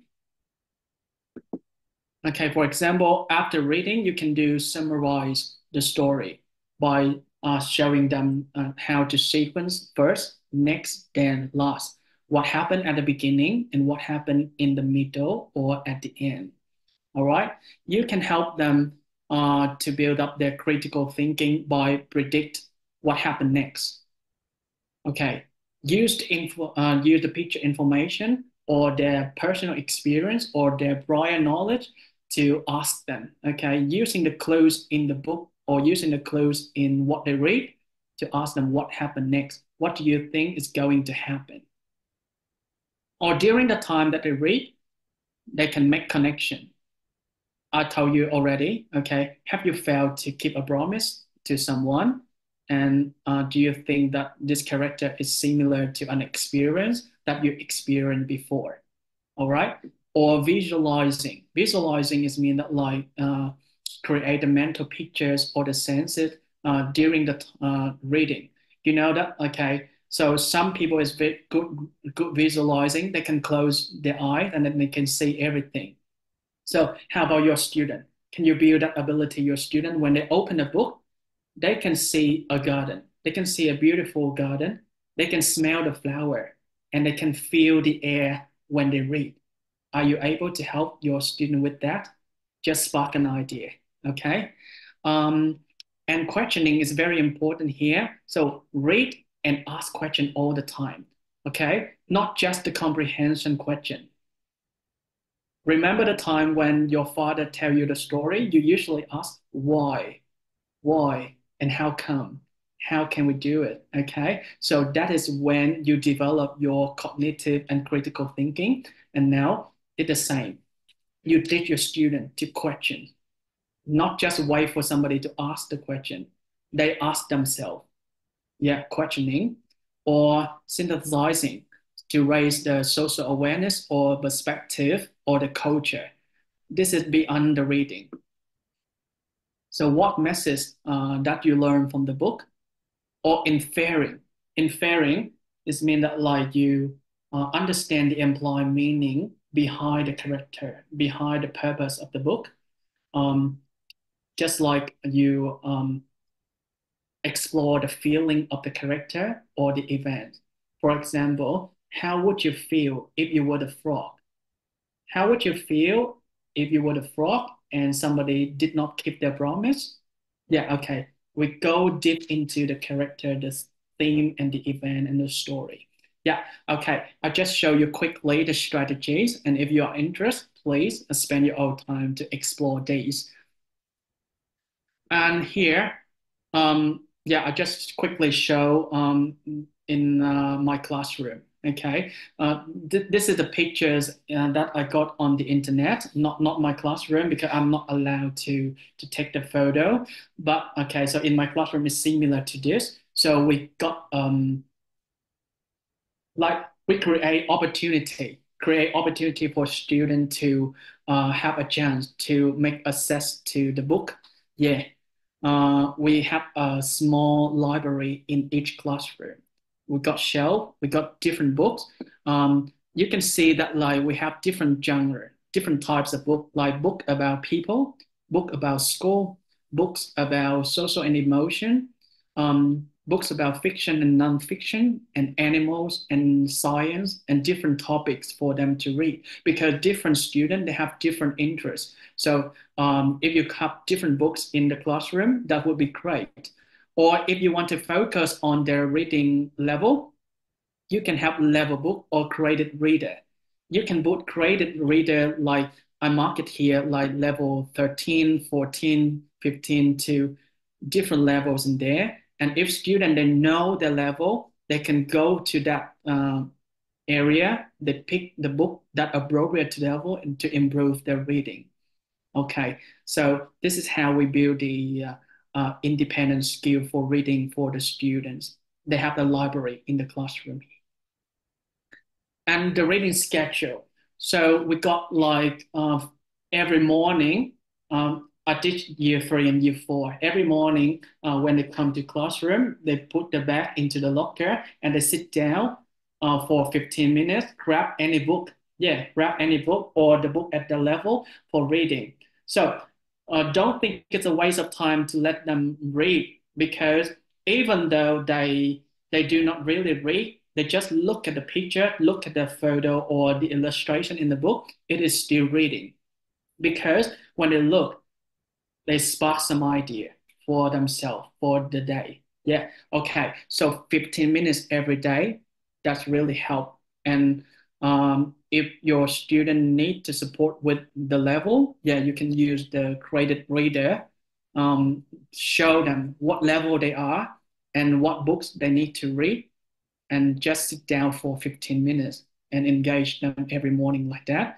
And at our school, we also have like one period, 45 minutes to go to the school library. We got in-class library, just a small, but if that's not enough for your student, we bring them to the school library and sit there for one period, the whole class, okay? So they can grab any book they like and sit down and practice reading. This is how we build their good habit, okay? Good habit for reading or their skill by themselves. Or early finisher. You know that in your classroom, the same lesson you teach, But some students, they complete the work, they get the work done very quickly, and they have nothing to do. And when they got nothing to do, what do they do? What do you think they are doing if they have nothing else to do? They are going to go around, yeah, make noise, they chat, they talk, and they go around the classroom, they disturb. That's right, yeah. Okay, for early finisher, it's really helpful if you assign them. Okay, if you finish early, you can go to the classroom library, sit down, and grab the book to read. Okay, give them something to do, meaningful.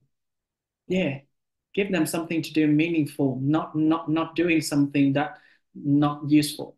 Okay, so early finisher can be beneficial to the graded reader. This is their time. All right, and in Australia, we also have the reading book bag to send home every week. We have a bag like this, and you can see that in we got the name in it, and we got the level that the student, and we send it home. Okay, why do we send it home? Because some parents they might be interested in reading the book together, but they cannot find any resources, good resources, and really expensive. You know that book is really expensive to nowadays, and some parents they cannot afford it.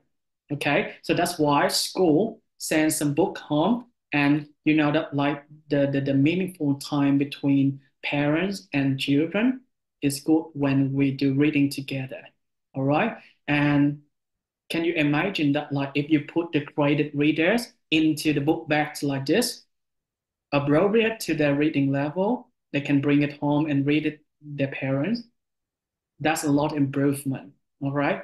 So that's why we do it every week for the students. And when they finish reading the book, they bring the book back and return it to the school library or return it to the teachers. Or maybe they can swap the book with the other friends. Okay. Make sure that like parent is also the part of education. Okay, so parent is not outside of the education. Parents must be involved in the learning of their child. They must be responsible for child learning, even though they cannot read English. I know that in your countries many parents they cannot read English and they have difficulty with reading English, but they can still sit next to their child, encourage them to read, or help the child to explain. Or if they struggle, they can use the online platform that I showed you before. We have audio, we have pictures that the parent can support them in that way. The parent, they don't need to read for their child. They just show their child or support their child to read. Okay, that is how we improve the literacy in Australia here. And yeah, before we finish for today, I got case study. So this is like, yeah, this is the online reading that I do during the COVID time. Do you remember the COVID time? Students cannot go to school, they could not go to school, and we have to do some online. And yeah, okay, so these students in the video I'm going to show you, they are from Vietnam and I was in Australia.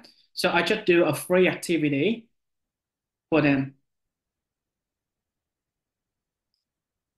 But like, just give you an example, spark you an idea how to engage with the student.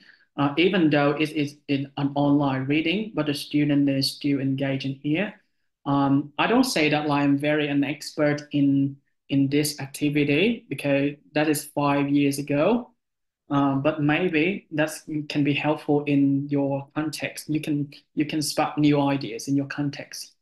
All right, let me show you. Now, okay, so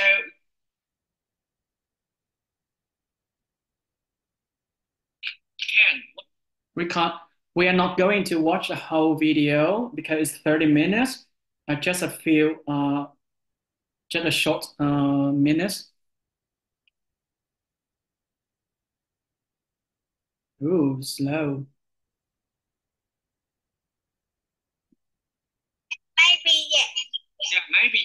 All right, maybe yes. Can you hear the video? Yes. Yeah, okay, thank you. It's a no. So we can see this is a monkey, okay? Right in the middle of the picture, we have a monkey. So what is a monkey doing? So yeah, I forgot to introduce you the student. So these are just kids. They some in different levels. Okay, some did not learn English before, but some is good at English already, and they are all in Vietnam. Sorry.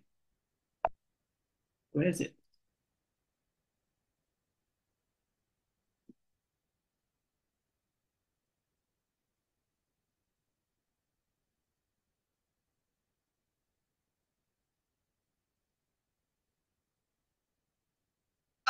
He is hiding his eye.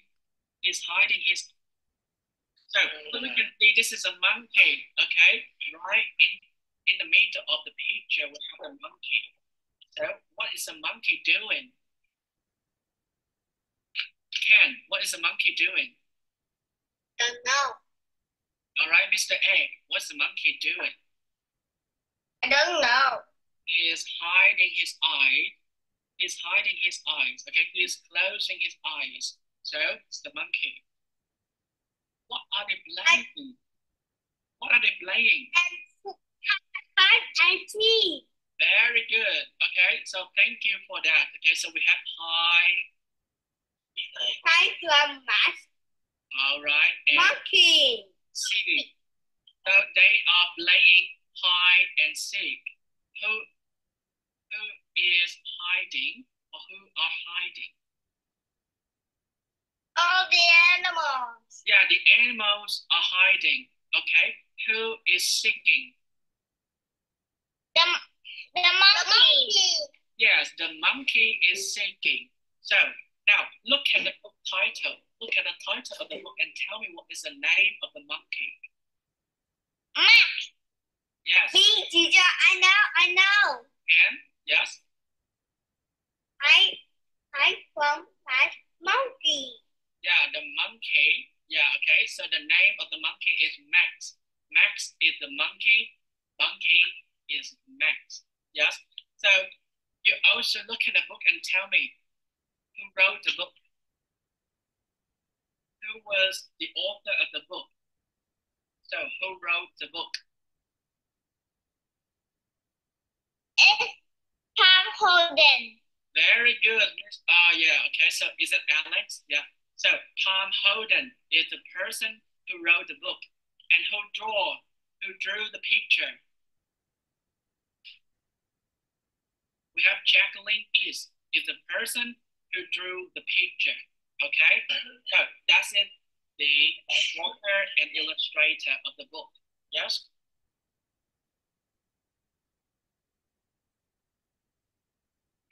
And do you understand?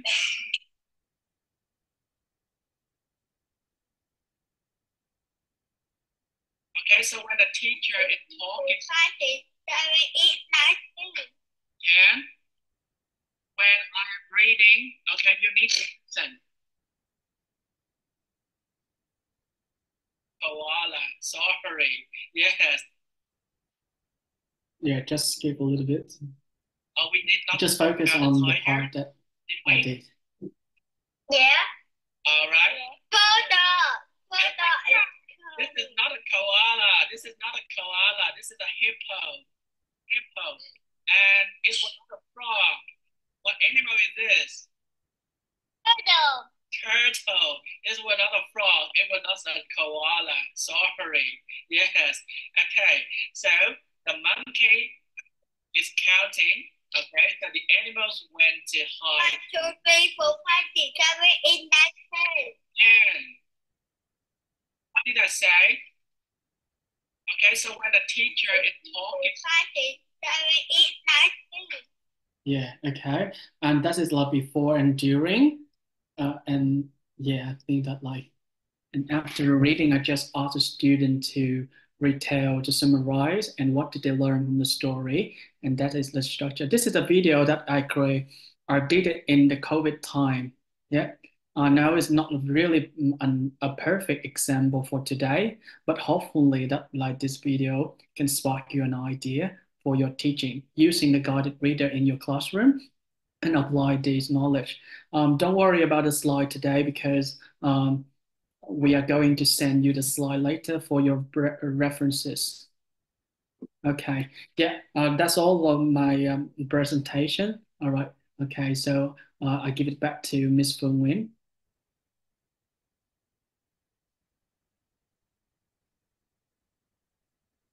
Hi, Phương. Yes, I've just shared my screen.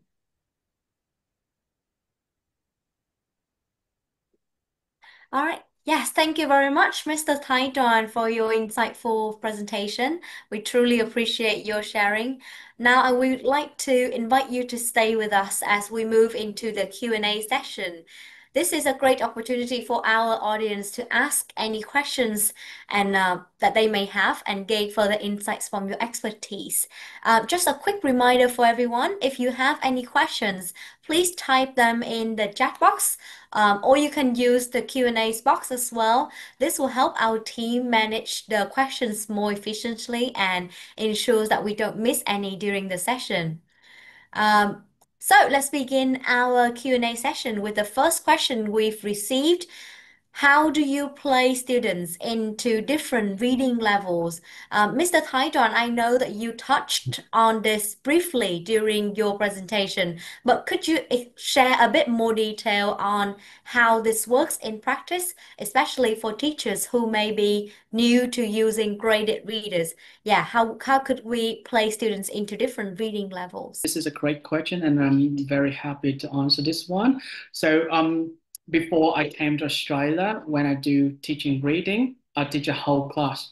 Okay, usually we do a class of like more than 30 students in our classroom back in Vietnam. And yeah, okay, so I did the same lesson to everyone, but I did not recognize that like we have different level in the classroom. So maybe like some students find it easy, but some students really struggling to understand the text. And when I came to Australia, I just figured out we need to differentiate. Differentiate is like we do different levels for different students. Okay. And how do we know the student in different level? So at the beginning of a term, we do assessment. We have a PM assessment I told you before, that it is a series of book that we give to the student and then they read and when we do the running record. And after we got the level, we divide them into main three, usually to three main levels. If you get four, because I know that maybe in your classroom you have like around 45 or 50 students.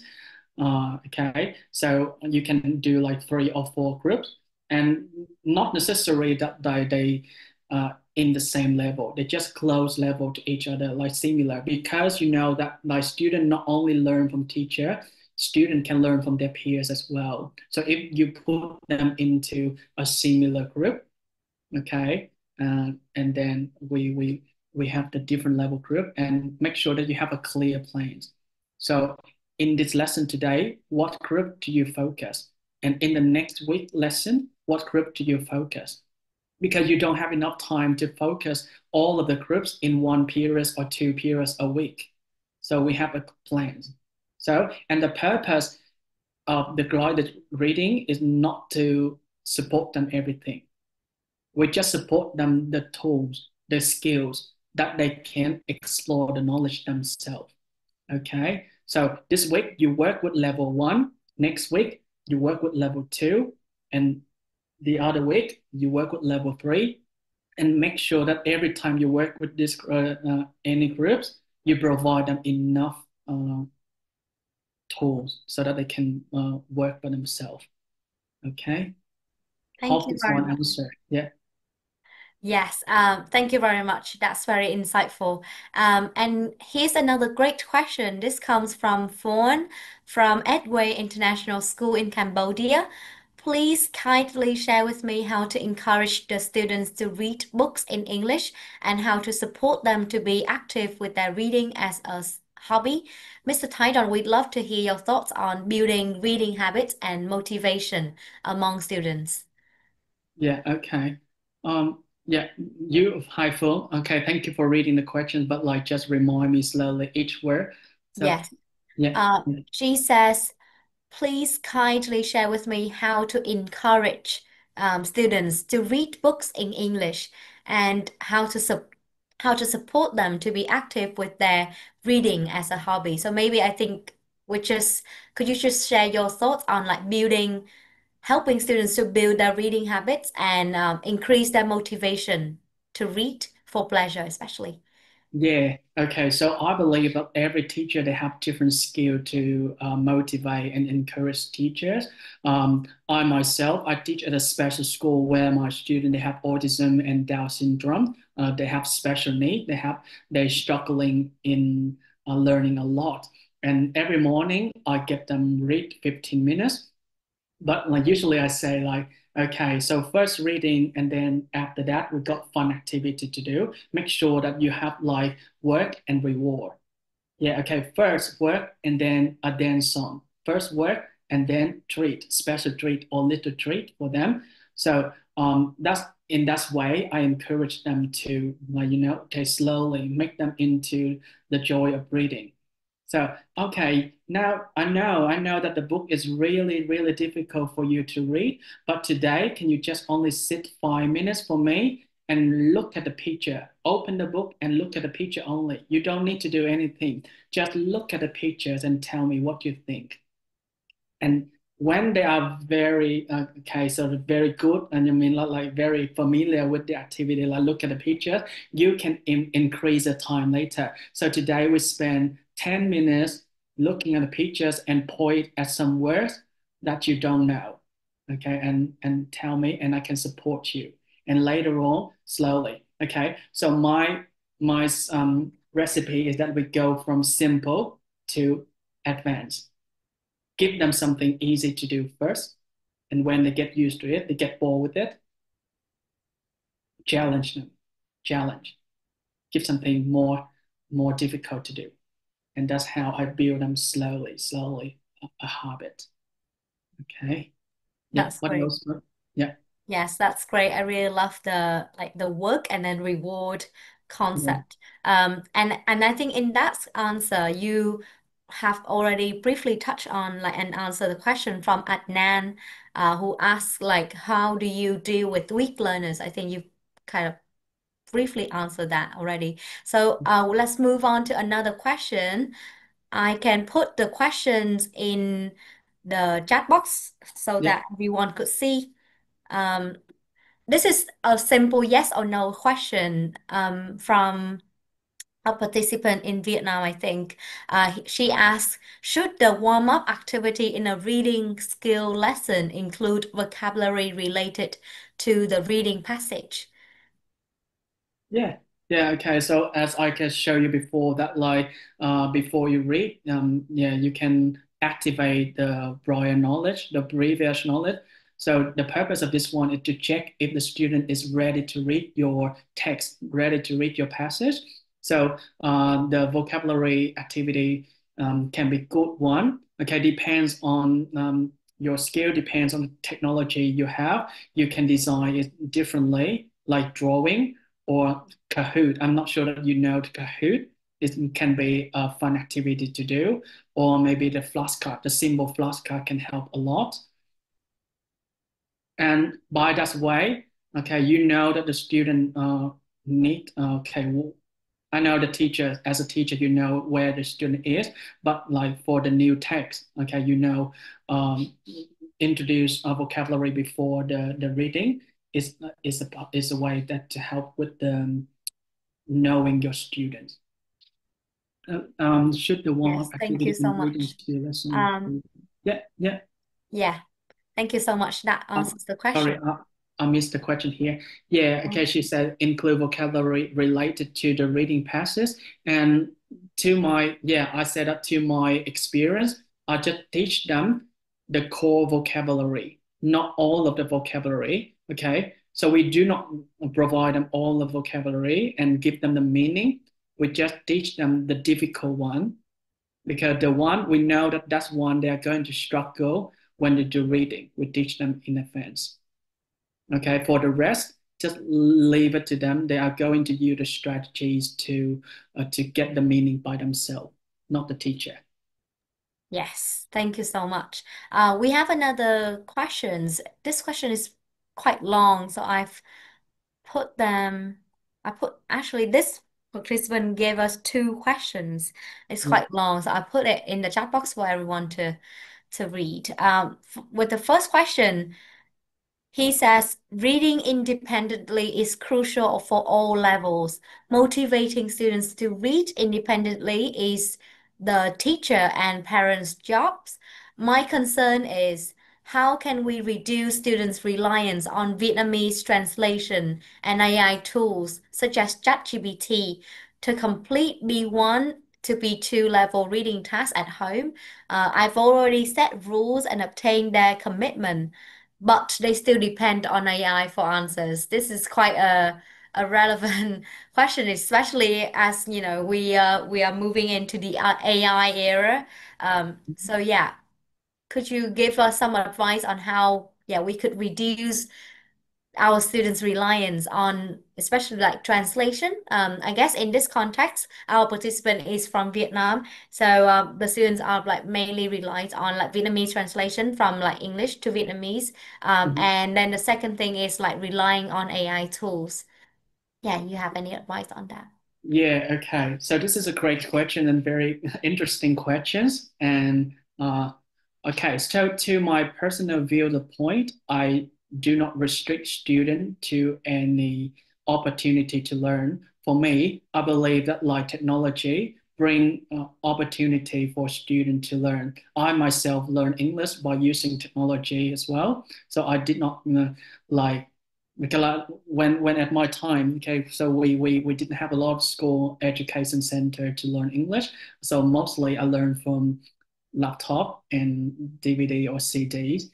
Okay, and nowadays technology is very advanced and developed. So ChatGPT is a good tool for students to learn. But out as educator, we need to show them, okay, so what is the right thing to do?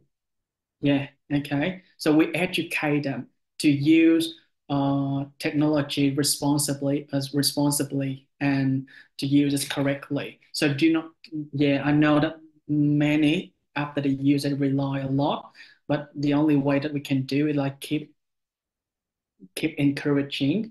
But I'm sorry that like my context is different because like my student they are in the background of like special needs student.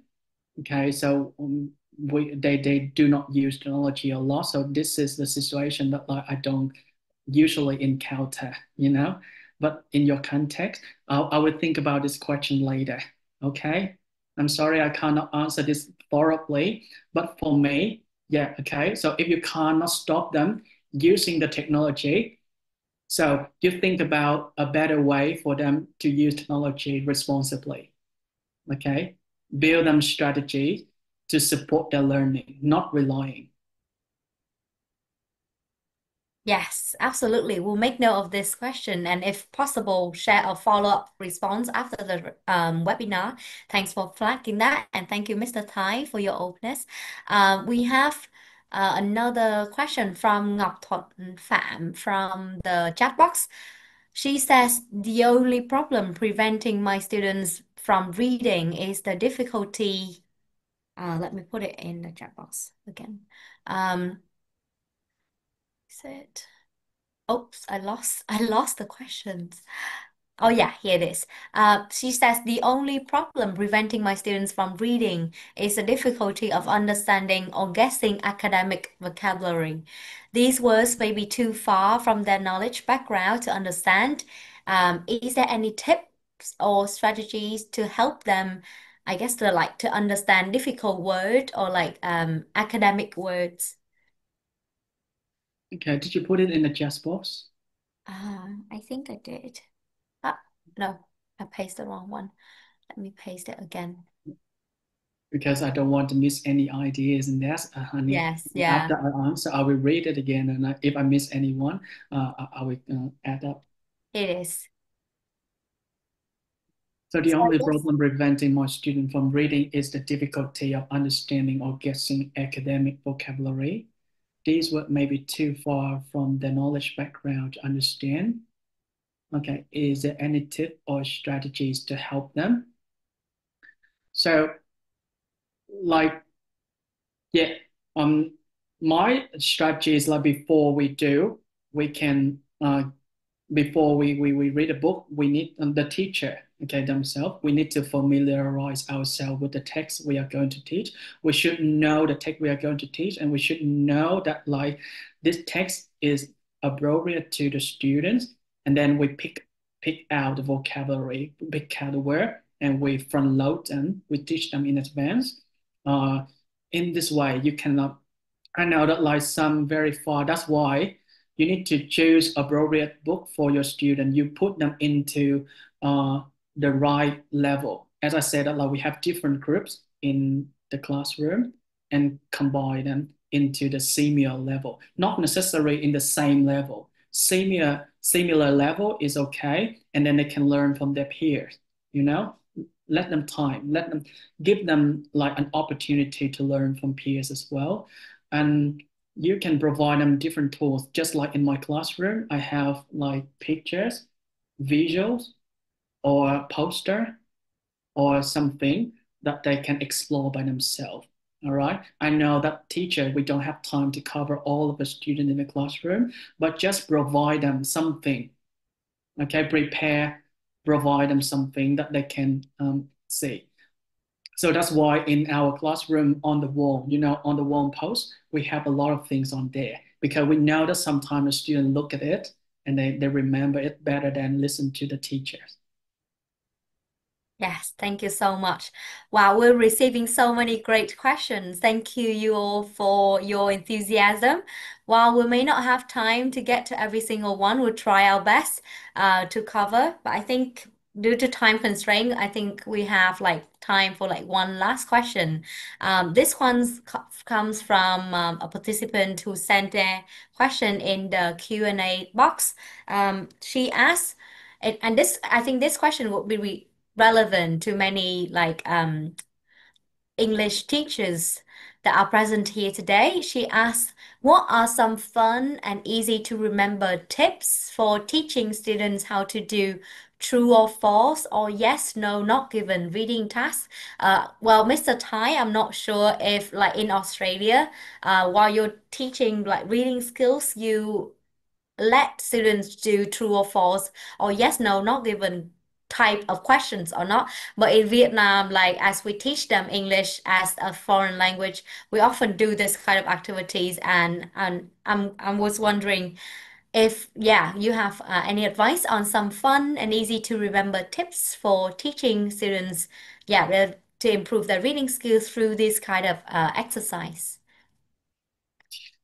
Okay, thank you for this question. It's really interesting to make connection between the two different contexts. So I know that like first English as first language teaching and English as second language teaching are two different contexts. Here, after the reading, we usually develop the student creative skill, just like they produce the language after they read. Okay, we do writing, we do drawing, we do talking about, we do discussion. Okay, while in your countries, maybe you do like comprehension, yes, no, true, false. And that is a different context, just let you know. And the different context as well, like my special needs student, they are like in very like basic level, okay, not in the high level. So that's why I don't usually do like true, false, yes, no in my classroom. We just do like drawing and write a short sentence or a short paragraph about what you read, or you can do the presentation or create something, create a graph and talk about it. Okay, that is how we do in the classroom. We focus more on their creativeness. Okay, everyone read one book. Okay, everyone, you remember like everyone read one book, but they have different views of point, they have different thinking in the brain. And what we are doing is we try to bring what is inside the brain onto the paper, and that we can see it. And if it's like good, we encourage them to do more. And if it is like need to improve, we will correct them. Okay. And what are some fun and easy to remember tips for teaching students how to do true, false, or yes, no, not? So in here in the classroom, we got each student, we got iPad. I know that technology might be available, might not be available, but in our classroom, we got iPad and we use Kahoot. I'm not sure that I'm typing the word Kahoot. So many of you know Kahoot already, but if it is no, it's good for you to do this. This is a fun thing to do because it is on the big screen and each of them can answer, they can choose answer by choosing the color, look at the pictures, or listening to the question and choose, and very responsive in a way. I don't know how to explain it, but I just type the word Kahoot and you explore it, and it's easy to remember for them because make sure that learning is fun. And when it is fun, the student remember is longer. Yes, that's a great point. Yes. Gamification is a great way to help students to remember, key points from the lessons. And yeah, Mr. Tai mentioned Kahoot. There's many other websites that you can use to gamify your lesson as well. We have Kahoot, Blookit, and Quizzy, Yeah. other things. Yeah, so many great website that you can use. So yeah, thank you so much everyone for the fantastic questions.